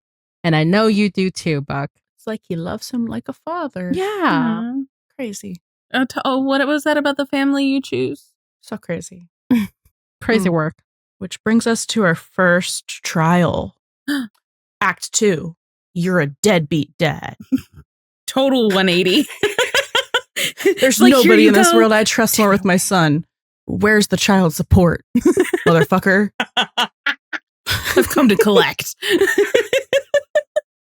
You went out for a pack of cigarettes a month ago. You went out for a lawsuit and you never came back. Oh my God. No, it really is just like, here's your kid. Yeah. Here you go. Here's your kid. And then it's like, why aren't you here for the kid? He's our kid. I told you he's our kid. And you're not here. And I can't even talk to you. Where's my dad? I'm all alone. I got put in jail and I couldn't talk to you. I couldn't even ask you to bail me out. Not even only that it's deadbeat dad, it's deadbeat husband. Yeah, it's deadbeat dad and husband. It's you left me. I'm right where you left me. I'm still at the grocery store. Still haunting the aisles I shop. Okay, Wow, that could wasn't have said funny aisle anymore. 4 and it would have rhymed. Anyway, Well, it's a work in progress. This is why songs have multiple writers. that's true. Okay, Act 3, forgiveness. Can you imagine? Can you imagine? This is just a singing episode. We're just gonna make this into a musical? This is the musical edition. Who could imagine literally everyone? He pulled it so except fast. for No Buck. time. No. Except for Buck. No. He thought he was never gonna get forgiven. Everybody else was just like, about time. No, that was like a foregone conclusion. Yeah. That Eddie was going to fold so easily, like the flimsiest like beach chair you've ever seen. Eyelashes camping going chair. clink, clink, Yeah. But for Buck only, because remember, he couldn't even forgive Shannon. No. clink. No. It's only for Buck. Eddie can hold a grudge. Yeah. Yeah. Just Except not when it comes against to Buck. Which leads us to Act 4. Can you say this in the Do You Want to Build a Snowman tune? Do you want to fuck in my kitchen? Oh, wait, our kid is right there. He's playing some fun video games. I guess we really should join him. Why is this low-key our funniest episode ever? Because this is so sad. This season was so sad. Oh no, my strip lights went out. Alexa, turn on the strip lights. Thank you. Wow. Wow, it's a different color.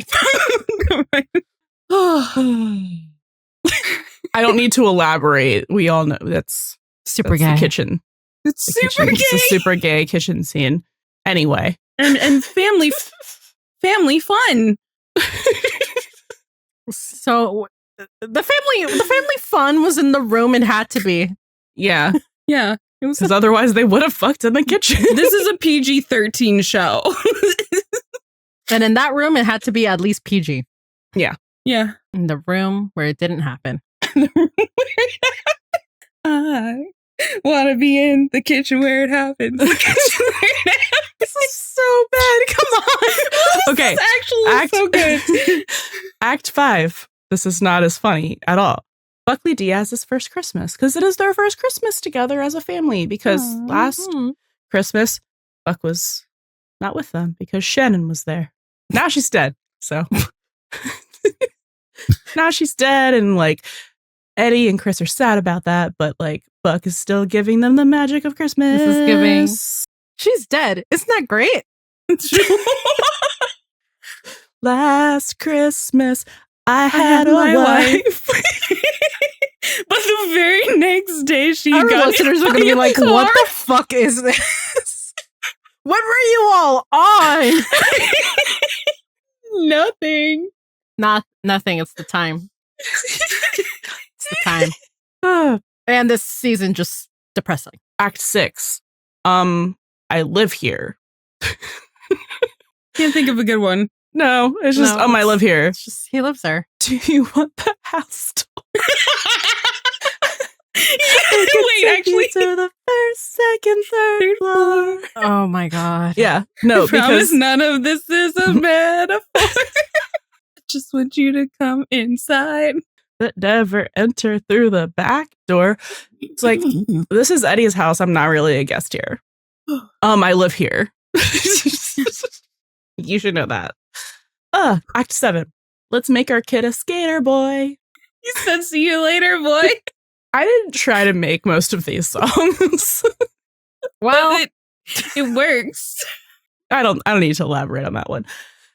Act 8. Buck living rent-free in Eddie's mind. best edit in the world.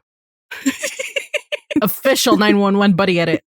It's like Eddie begins, it's all of his past, and then just how his present is literally all about Christopher and Buck. Yep. Christopher, Buck. Christopher, Buck. That's the ratio. It is actually the ratio. Yes. No, we did math. We did math. Please for refer to that. our Eddie Begins episode. We're very proud of it. It's somewhere near the end because I know it's a long one, but it's a good one. Yeah. Something about Ruel's you are not alone. Yeah. No, he can't ever be alone because Buck is busy running around on his fucking antelope legs. Gazelle legs. Mm-hmm. In his mind. Are you sure you didn't intend for all these to be songs? No, I did not try it. They are, though. Act 9. Never gonna give you up. Never gonna let you down. Never gonna turn. Never gonna around. lose contact like Red's team did. Anyway. I'm not elaborating. That's what it says on the tin. And then Act 10. I could be a better boyfriend than her. My God. I think we just have to title this Buddie the Musical. Buddie Season 3. The musical. We're sorry. We're sorry. No, not sorry. I am. I know. Anyway, TLDR, these 10 acts. What Buddie did this season, the narrative just solidified Buck as part of the Diaz family as a co-parent of Christopher and as Eddie's partner, not just in work, but in his house and his life. Yay. Yay. He is not a guest in his house. He's the person who would bail him out of jail. He does all the things that a partner would do. That's what this season gave us. It's so much emphasis on, the family that we choose, right? And the 118, as we see time and time again, is a group that Eddie more and more considers family. But we consistently see the 118 as a unit, but Buck is separate from the rest of the 118. So it puts him on a different tier. Yeah, a different tier of like higher importance and like more close knit than even everyone else. So it really that's what really separates it. It's like, yes, it's all the family, but Buck is kind of edging out the rest of the 118, the rest of the family as like the most important one of the family. Like absolutely a partner, significant other that is just like a natural, like foregone conclusion. Wow, I got really serious there. You did. Minute. I was like, that's okay. Whoa. Maybe we needed a little bit of serious after my accidental musical. I kind of loved it though. Our favorite episodes of the season. I'm saying 2, I guess, because I just like Eddie Begins is like an obvious one. So if I'm supposed to pick one that is not a Begins episode, 303 The Searchers. Sorry. Not sorry. Don't be sorry. It's your favorite.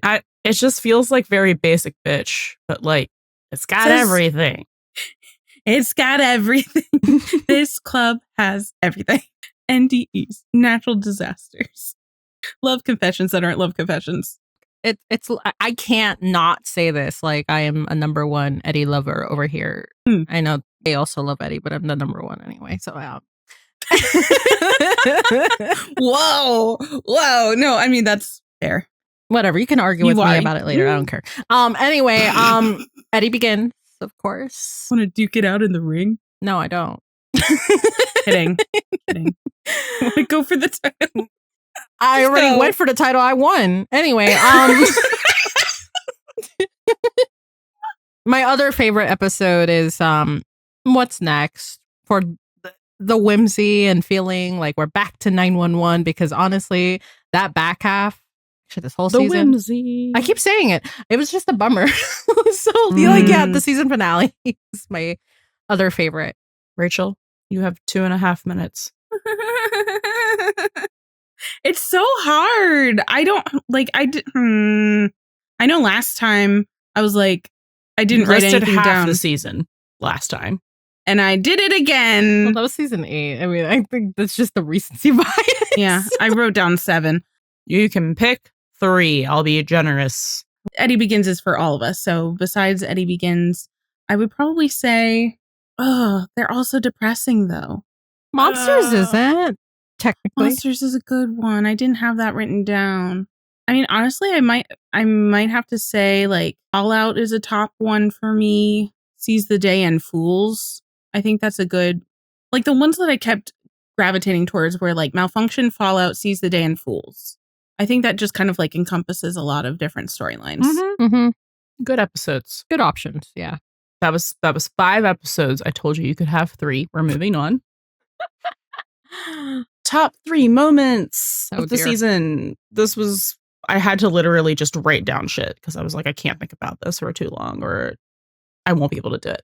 Number 3, Chimney and Maddie love confessions because like just rom-com cuteness. Number 2, the red farewell montage. Sobbing. Because I'm a Cancer and I love a good cry. And number 1, there's nobody in this world I trust with my son more than you. Because duh. Because, other love confessions that aren't really love confessions. But they are.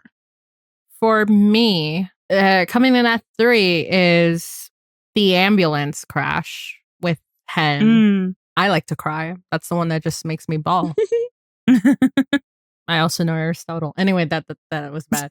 So, no, I was thinking that too, actually. The other one, I guess, coming in second, we have, with the added context. Now, do you want to go for the title? Of course. So good. Like, I can't unsee, I can't unhear, I can't like anything anymore. Thank you again, Oliver, for spilling the tea on that podcast. Anyway, number 1, Buck's Lassie moment in Eddie Begins. Ooh. And also knowing the context there where I think it's Peter Krause who's like, you know, like at some point he broke character and he's like, is this guy okay? Meanwhile, like Buck is like, laying across his lap. I lost my husband. Anyway. My husband. Those were my top 3. Special mention to something somewhere in Athena Begins that's also going to make me. No, actually, it's not even like there's a moment. It's just like that episode just makes me cry. If it makes me cry, I probably like it. But yeah, anyway, continue.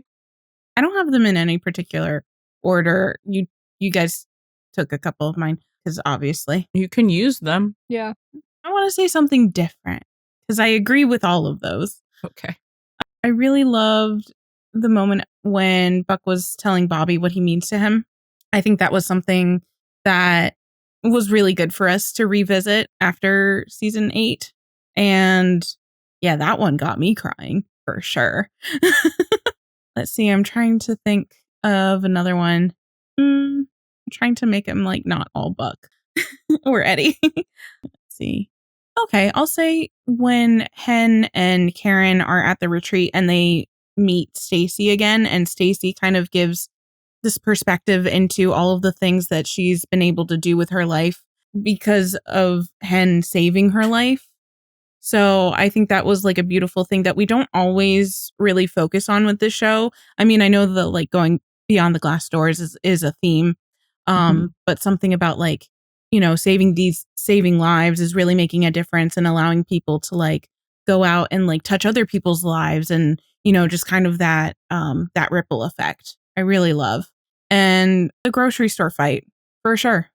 For sure. I couldn't even call you to bail me out of jail if that were something that happened. And so stupid. And just like everybody's like just watching. My favorite is still Lena with the like yeah. Just like she shouldn't be there right now. No. Like this is a no, but she's glad moment. she is. Yes. Oh yeah. She gets to tell everybody from the 133 about it. Like she gets to go back. She's been hearing all about Buck. And she gets to go back to see him. She gets to see the interaction and she's like, oh, this is gay shit. And she gets to go back to her station with all this hot goss. Oh yeah. So like spill the tea about the 118. I have this headcanon that like all of the LAFD is just like so they know all of the gossip. Yeah. That's happening in the 118 because they are notorious for their NDEs, but also like the Buck and Eddie of it all make it everybody else's problem. Yeah. So like for sure. So she got to see it firsthand. She did. Yeah, just that grocery store fight is incredible. All great moments. Okay. What new fear did this season unlock in you? I couldn't really think of one, so I was like retroactively, because I used to work in food service. It's like retroactively thinking about all the times I could have been stuck in a walk-in freezer because that thought never crossed my mind. Good. I'm glad it didn't. Yeah. I mean, it never happened. Yeah. Good job. Yay. No, still for you, it's the nail gun one. Did I talk about this? Yeah.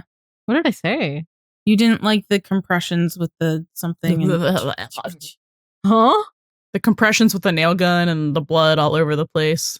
Because they were trying to like compress. Oh, yeah. Oh, Jesus, no. You're welcome for reminding you. Was that in the ambulance? Yeah. Oh, fuck. Oh, God. That was a visceral reaction. Yeah, it was. Listen, God. that looks so nasty. I mean, it's supposed to look nasty, but like just like the idea of being, I don't even remember if he was awake or not, but like I think he was passed out at that point. That's why they had to give him compressions. Just they couldn't shock him because it was metal. Oh God, no. Yeah. I mean, yeah. That's gross. That's I just look, anything, I don't even think it's a new fear. I think it's just like anything that is sharp needle or something like just like stuck in your, like it's like half stuck inside your body and it's like piercing you or you're impaled and that kind of stuff. It just goes, that's fair. Yuck. I will never just for like a little bit of a freebie, I will never get on a hot air balloon. I think I'm just no. Like I think it's not a new fear. It's not. I think I would look. Maybe younger me would have done it, and by younger I mean like maybe like somewhere between the ages of 10 to 15. But as I've gotten older, the new fear is just like, or the realization that I could literally die from something that is, you know, adrenaline and maybe like a little fun or something. I don't know, like that. Like roller coasters, fancy free. Just always kidding. scared that it's just gonna pop open for some reason. I'll still get on it though.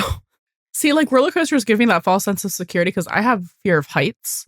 Oh, but anything that I'm like, I can feel secure because there's like engineering and I'm strapped in. Like I'm safe. I'm good. Like you're contained. Yes. But like, I don't like being in elevators facing out. Like when you go into the towers, I don't like being in the elevators when it faces out. Like while you're, even though I'm like in a thing, I'm not like strapped down. And then I have like Willy Wonka nightmares. And then I'm sorry, what? Willy Wonka with the elevator that. Oh, okay. I got it. Took me a second. Yeah. I don't like heights unless I can like gaslight myself into thinking that I'm safe because I'm secured in a seatbelt somewhere. Yeah. There's no seatbelts on hot air balloons. No, there aren't. No. I've seen. Rachel, did you say yours? I did not. I think not that this would ever really happen, but or I would have an excuse for this to happen. The lady that got her arm stuck in the bowling pin mechanism thing. No. Oh, so what? No. Compound fractures, actually, just anything where you get a compound fracture. Just literally kill me. Yeah. Or if I have to see my bone, kill me. Basically anything from pinned. Like even the lady who got stuck between the table and the pillar. Oh no, that's a nightmare. That's chronic pain for the rest of your fucking life. Yeah. That is terrifying. Yeah. Yeah. So maybe is this one of the reasons that I hyper focus on like stuck and trapped and all that kind of stuff? I don't know. Because also a little bit like the well with like the claustrophobia aspect of it. Like you will never catch me spelunking in a cave because like you don't know what's on where the other end comes out of that or how tiny it gets. And then you have to back out backwards because there's not enough room. No, like I'm generally not really claustrophobic, but that kind of stuff freaks I will never go out. in a cave again. I went in a couple like as a kid, but like as an adult, like I'll get TikToks once in a while that like show me really cool looking caves near me. And I'm like, no. If they're like walkable and like really large and no, they are. But even then I'm like, no, I'm good. Oh, interesting. I will walk in, but I will not go like cave diving. No. And therefore I will never go in a well. And hopefully I never will. I should hope not. Honorable mention to the girl in the train whose knee got like pushed up into her. Oh god. No, thank you. Yeah. Yeah, ew. Oh, honorable mention for me, the guy on the merry-go-round in Fools with the eyes bulged out because of the G-force, like the centripetal This is G-force. Freaky ass shit. I can't do This eye was stuff. not a reason that I wouldn't do rides like this before. I just get really nauseous on rides that just circle or just go back and forth or up and down. Like it's got to do other things. So you would never catch me on a thing that would make that happen. I actually physically can't go on those because I get motion sick. So I don't know why I would be in that situation, but it really, like, I actually can't. Unless watch I was that on in the like show. a fucking carousel that like got demonically possessed and started going super fast. Get me out of there. Fly me off. Unlike you guys. I'm just letting go. I guess like unlike you guys, like I am kind of like an adrenaline junkie except for free falling. I would do literally anything if I can. No, like bungee. No. Jumpy. No free falling. No skydiving. That's kind of terrifying. No skydiving. Bungee. No. I like roller coasters, but I don't like certain motions. So yeah, I can't do the circle, up and down. Like I can't, elevators, I can't do those. And I can't do the ship one that's just bleh. Oh my god. Actually, no. I do kind of hate that one because like no, I get like vertigo. Like I get really nauseous. I like roller coasters. They just don't like me. Sad. I know. I the ship one, I think I was traumatized at 3 years old. My dad made me go on one. I don't think it had a seatbelt at the time at age 3. Oh my god, you shouldn't have been on that. Yeah. I think it was 3 or 4 or 5. I don't know. Somewhere in those ages. And I did not feel okay. There was a lot of like, woo. Yeah. There was a lot of that going on. Yeah. So yeah. Lots of new fears this season. Or just old fears, that are just reminding us that we already had that fear. Also, radioactive exposure, just like always sitting there in the back of your head. Likelihood is less than some of these other things, but I live within like the blast radius of targets. I'll just be dead. Great. Not great. That was sarcastic. All right. Who's ready for our master list of themes? Get ready. This is the lightning round. Just imagine like the Who Wants to Be a Millionaire lights going down like boom, boom, boom, boom. Okay. So we have parent-child relationships, specifically parents not wanting to disappoint their kids and vice versa, overprotective parents and disinterested parents, and how sometimes you can have one of each. Parentified children taking on the parental role, whether they're kids or grown-up kids. Kids growing up and gaining more independence, and obviously found family, so like parent and child relationships that aren't necessarily by blood. Then we have being triggered, rage and guilt, the want to feel in control or the lack of control, feeling alone, both like regular, but also specifically romantic was touched on as well. Lonely, feeling lonely, malfunctions and powerlessness, both technological and electric, but also like emotionally.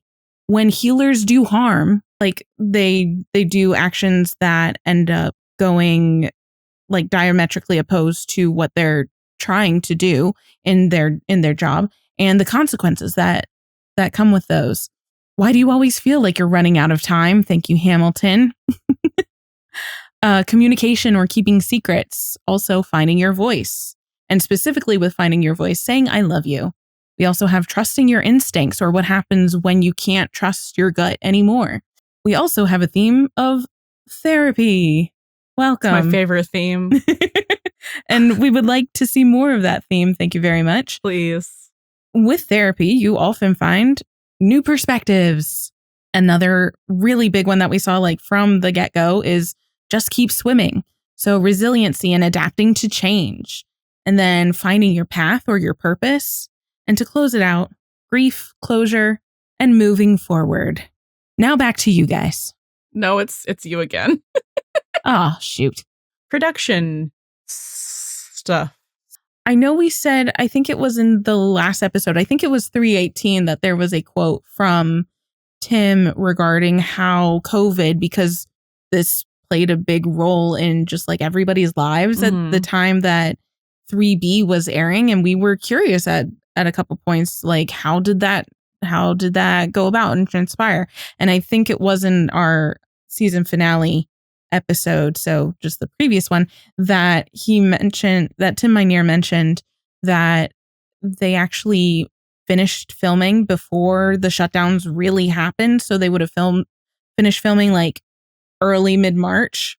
And he was basically like doing editing and post for both Lone Star and OG 911 from his like little evil lair, which is great.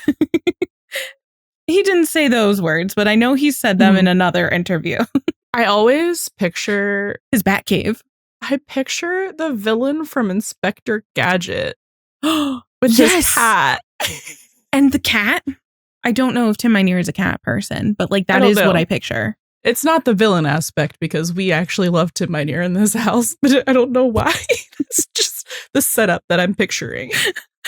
No, that's actually exactly what I'm picturing too. But I didn't know what the reference was. You're right. Yeah, because I always pictured like yeah. That. Anyways, yes, while he looks at all of his screens of all like the so different many dailies. Screens. Yes. It's like a security village up there, like security cam village with like all of the different screens. That's what I picture with like blackout curtains. Yeah. No, because the sun is evil. And you don't want glare on your screen. Yeah, that's what I picture. All your screens. And I mean that with like all of the love and affection. I say that as someone sitting here with the blackout curtains and a bunch of screens. I don't quite have that many, but if I could have, would. No. So that's an interesting part of production that I know will also come into play for season 4 moving forward, because they were still, that was coming in they were filming in the fall of 2020 and into 2021, and how production, just like from the processes of like day-to-day everything changes. So we'll keep an eye out for that as well. And then there was a question from TV Guide that Tim answered. The interviewer said, it seemed like a lot of the characters this season faced and triumphed over traumas this season, including Buck, Maddie, Athena, Chim, Eddie, Bobby, Hen, and Michael. So basically all of them. Who should we be worried about going forward? So Tim said, I think you can worry about all of them on some level. It's true, we didn't go out of this season like Buck had a fire truck on top of him at the end of last season, and he wasn't even sure he'd be able to continue his career. I wouldn't worry yet. What I really wanted to do was end the season on an up note for everybody. So I know that's more like looking forward, but I wanted to pull that because we know like they do kind of like a wave, like Sil said earlier. They do ebb and flow. So like last season finale, they ended on like, oh no, what's gonna happen? This season finale, it was more of like everybody's kind of in a healed place. So that kind of means that next season's gonna be like, so just to kind of like track that ebb and flow of how they balance all of that kind of stuff. And then there was another one, from the same article, TV Guide, the interviewer, who was Amanda Ball, they asked, looking back on the season, what were some of the biggest highlights for you?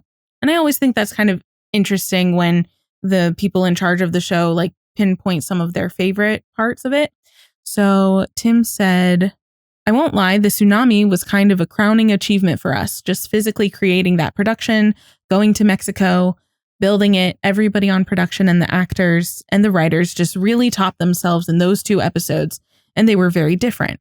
And he says that he also thought Rage, the episode where Michael is pulled over by the potentially racist cop, he thought was a conversation, or he thought the conversation that Michael had with Harry was a very important moment in the season. And he also loved the call center being taken over in Taking Him Dispatch.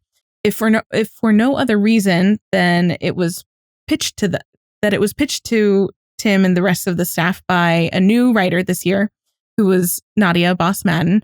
And he goes on to say that she worked as a 911 dispatcher for 21 years, which is really cool. I didn't know it was that long. And she said that her fear was always that somebody would come in and take the place hostage because they were the cerebral cortex for where the police would be. So if they wanted to do something dastardly, that would be the place to take over. So it was kind of a big blockbuster movie as that idea was. It came from a real world place from a person who actually had experience with that. So I thought that was really neat. So those are like the big highlights for Tim, which is cool. And then I think the only other production notes, which like we noted in the individual episodes, but there are 2 episodes in this season where it's directed by who is normally the director of photography. Oh, yeah. Yeah. You can say his name. Yes, Joaquin Cedillo. Our guy. And I just think it's really cool when that like a regular member of the staff, whether they're an actor or a writer or, you know, in another part of production, steps into another role. Mm-hmm. I just think it's really interesting to like see how they do things in a position that they aren't normally in. Yeah, and, like what kind of the different perspectives that they can take and the different like artistic eye that they can lend to things. And I think and those were I think it was triggers and malfunction, right? Yep. So 304 and 308, and I think those were 2 of the strongest episodes. They are, in no small part to the directing. Yes. And like I don't know the minutia of like who's in charge of what. Like I assume that the director is in charge of blocking. I would think. But I don't know. I just like we'd love to talk to you to see like what the difference is and like how you approach both of those jobs, because I think we know way more about directing than we do about like, you know, cinematography. Yeah, and also just like it is really interesting to see, and I think it's more noticeable when you have longer running shows. I know we talk about this with Supernatural all the time, but when we are able to see these names consistently that have been on the writing staff or on the crew or, you know, somewhere in within the world, but like rise through the ranks kind of, or take on different aspects of production, like some of the writers that end up directing as well, because I think we get a couple of those next season, and like how everybody approaches these differently is really cool to see, because then it just makes the language of the show even better, because you have people, you know, most of the time directors come in from and just do like an episode here or there. 911 has a lot of returning directors, which is really cool. Yeah. But for someone who's like so familiar with like the language of the show and so familiar with these characters, I think it really adds a lot of extra nuance, which is really cool to see, because those end up being some of the coolest episodes. Yeah. Good. All right. Good point there. Are you good with production? Yeah, I think so. Okay. All right. That leads us to our what if section. So this is just like a little spot where we get to hypothesize and postulate. Should just call this like the buddy system fan fiction. Like, yeah. Just like, what if? We're just like, what if we change this one thing? How would that snowball? Yeah, the butterfly effects. For the rest of the season. So the first one we have is a question Syl asked in our 316 episode, which is, what if Buck hadn't met Red? How would that impact Buck seeing Abby again? And I think that's a really cool thing to think of, because, you know, so much of Buck meeting Red was really like an instigator in bringing the Abby of it all kind of back to the forefront. Because I think there were like a couple throwaway things in some episodes earlier, like what was it, Fools, about Buck being single. So like they were dropping some breadcrumbs in there, but it didn't really like boom hit you until Red and like the one that got away. right? Yeah. So I don't know. I don't think, What do you think? I don't think that he would have been as prepared to see her. Mhm. I feel like that No. that talk afterwards with her would have been a little bit more snippy, or Like, I didn't want to say a little hostile, bit but more, like yeah, but because it's Buck, so a little bit more bitter, or defensive. defensive, or accusatory. Like, I think it would have been a little meaner. But I think because of everything that happened with Red, like, he had time to think about this again more, and like think about where he is, like, with his journey of like letting go of the one that got away, and what happened there, even though he doesn't know what happened there. Mm-hmm. Yeah, because so much of his interactions with Red, he was like kind of projecting onto Red, like, this is who I'm gonna become. Yeah. And I think through Buck trying to, this isn't answering the question, but but through Buck trying to live vicariously through Red and reconnect him to, I forget her name, his love. Mm-hmm. And have that kind of go sideways a little bit. I think Buck is able to kind of like go through that mourning process a little bit via Red, and kind of realize and understand like the grass may not always be greener on the other side, and sometimes this is just like the way that things should be, like how the cookie crumbles, how the chips fell where they may, and it's like for a reason. So I think you're right. I think that did like better prepare him for that. He also wouldn't have had that talk with, or the talks that he had with Maddie, which, I think kind of bolstered and reassured him. I think we would have seen a crash out. I think we would have seen a crash out post him seeing her and having whatever conversation with her. I think we would have seen a spiral instead of like, I'm actually doing good. Yeah. Like, at the end. And being confronted with the fact that Abby has moved on. Yeah. And has this whole other life that he is no longer a part of, and has no real place in. So yeah, I think it would have been a little more, what's the word? Not vitriolic, like a little more, not chaotic. Like I don't know. Like, I know what you're saying, because like I'm trying to find the right word too, because like, it's Buck, so it's like he's not gonna be outright nasty to people. No, but it's what he would do afterwards that would be different, I think. Yes. So I don't know. I feel like he would maybe like close himself off from people and kind of go into hermit mode until someone drags him out of it. Yeah. Makes him talk. And then maybe he would have had those conversations with Maddie. Or maybe Eddie. Yeah. And Eddie, because Eddie and Maddie both had talks with him, in the Red episode. So yeah, I think he just would have been caught even more unawares. Yeah. And like, yeah, especially if she wasn't like at the forefront of his mind, then it like everything rushes forward at once instead of just like, little bit by little bit. And another question from our season 2 wrap. This is why I write things down. Yeah. What if Eddie was at the pier during the tsunami? And I think we had like 2 options of that. Like, what if he was with Buck and Christopher? Or what if it was just Eddie and Christopher? And Buck wasn't there? I mean, I think we know the answer to the latter, which is Buck would have probably done everything he could to find them.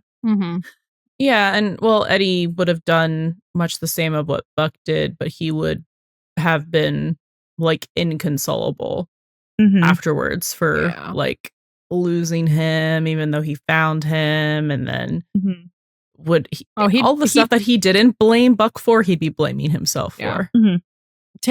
Basically take everything that Buck was feeling for losing Chris and just put it on him, and like he'd beat himself up for it. And he wouldn't listen to anyone, I don't think. Like it would take, and if he did, I mean, it would take either some kind of I don't even know.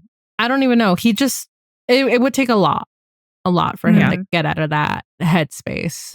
I wonder then if that would, in that kind of scenario, that would still probably position Buck as very much like partner for Eddie, right? Mhm. Like doing what Eddie was trying to do for Buck, like trying to pull him out of that well or pit of despair, the pit of despair. So like the tables would turn and it would be Buck trying to do that for Eddie as well, which would still, align him as, he would probably help out a lot with Christopher, taking care of him. So like Christopher's second dad and Eddie's partner in like all of the senses. Mm-hmm. Especially if they were together, like all three of them at the pier. Mm-hmm. Because Buck is the guy who likes to fix things. Mm-hmm.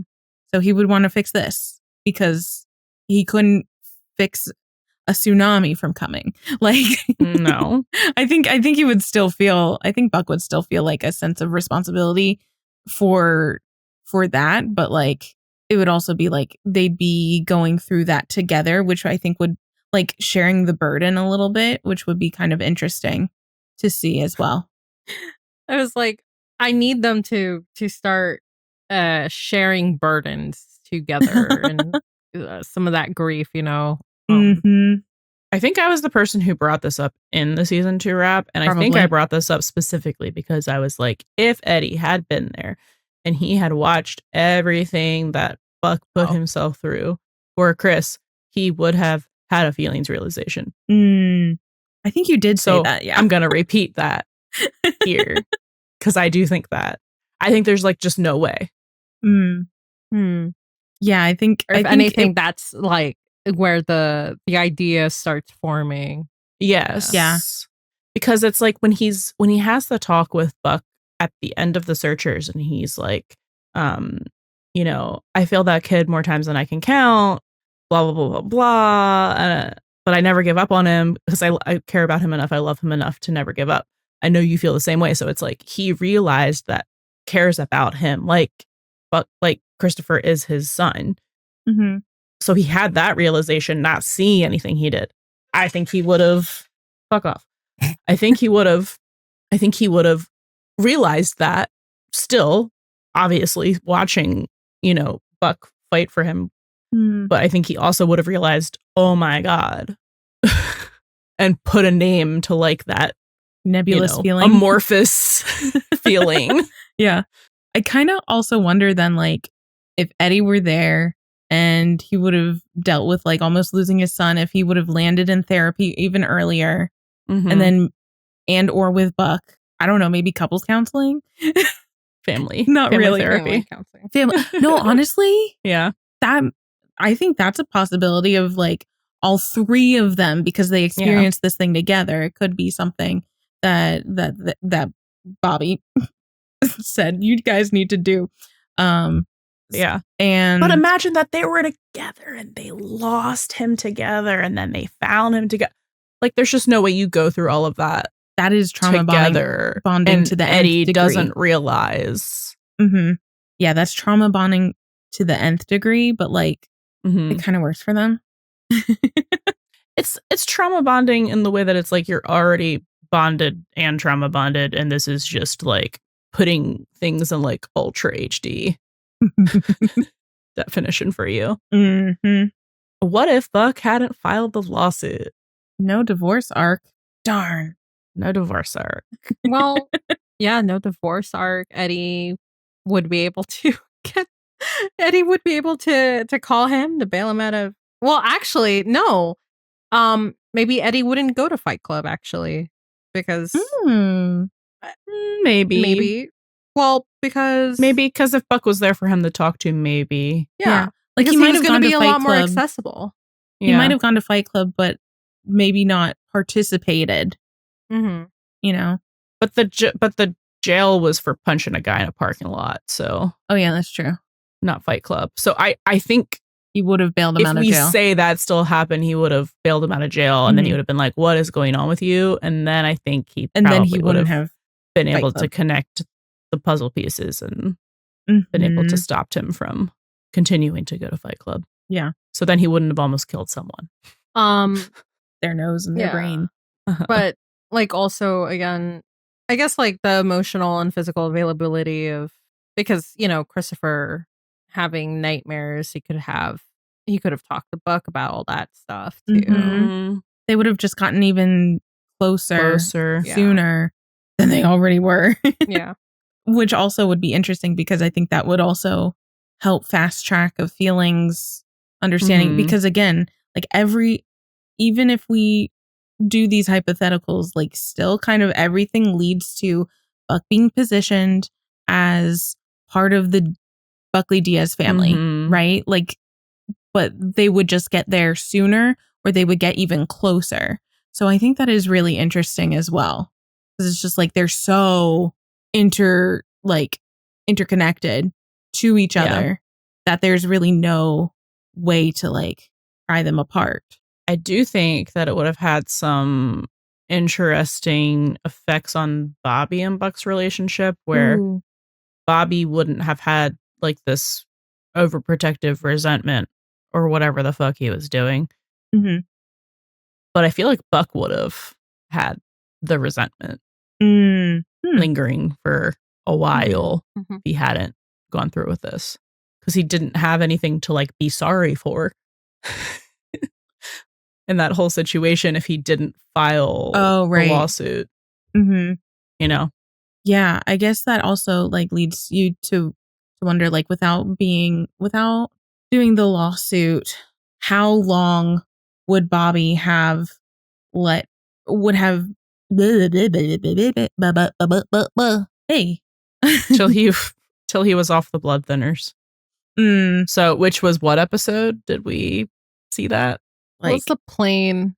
The two ladies. Is this Season A? Season Day. Yeah. That would have been a long time. Mm-hmm. In which case, Buck would have spiraled. Oh yeah, but he also might have found some other things, like his life is not the job. But yeah, there would have hard been to a lot of denial of that going forward if he just like kind of took Bobby's ruling as is.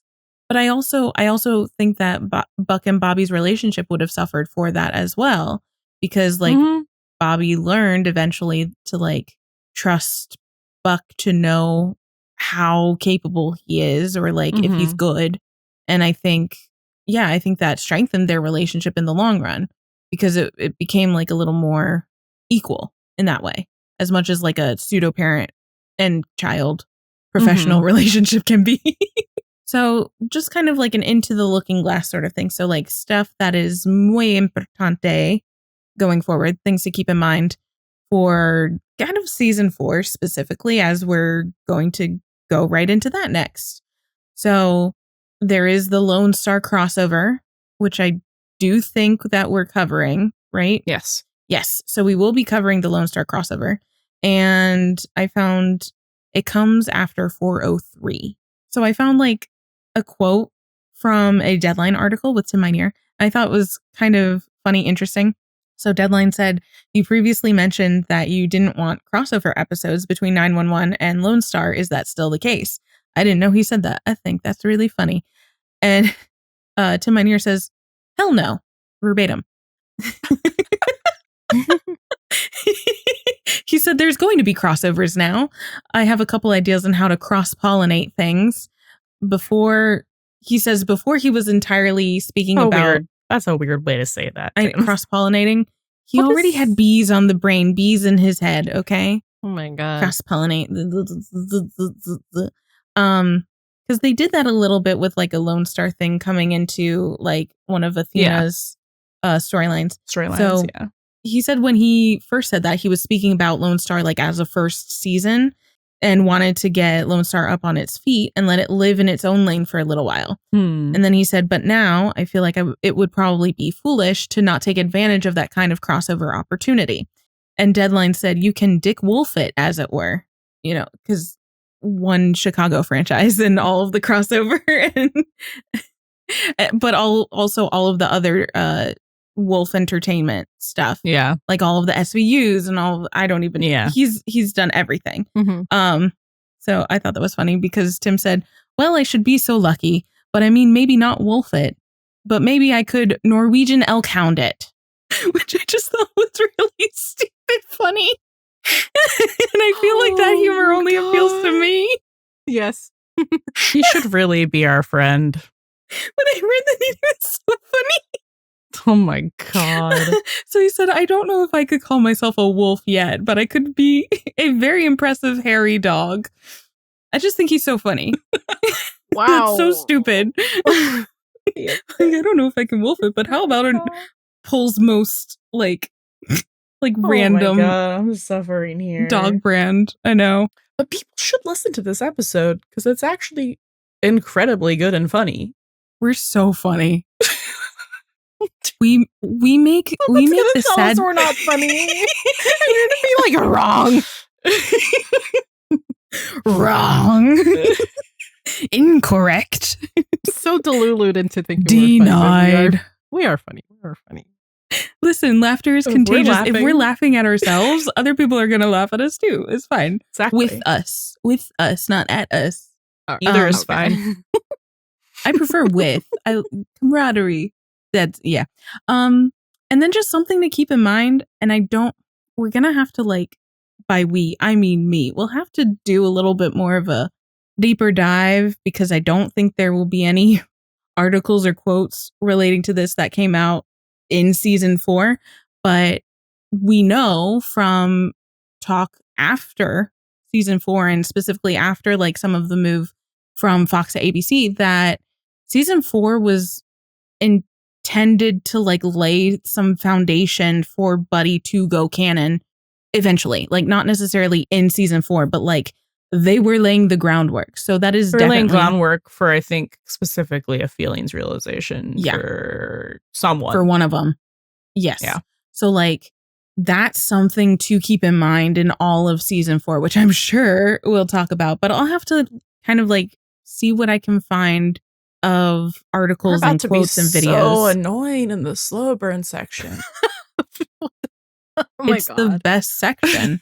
It's about to get even better.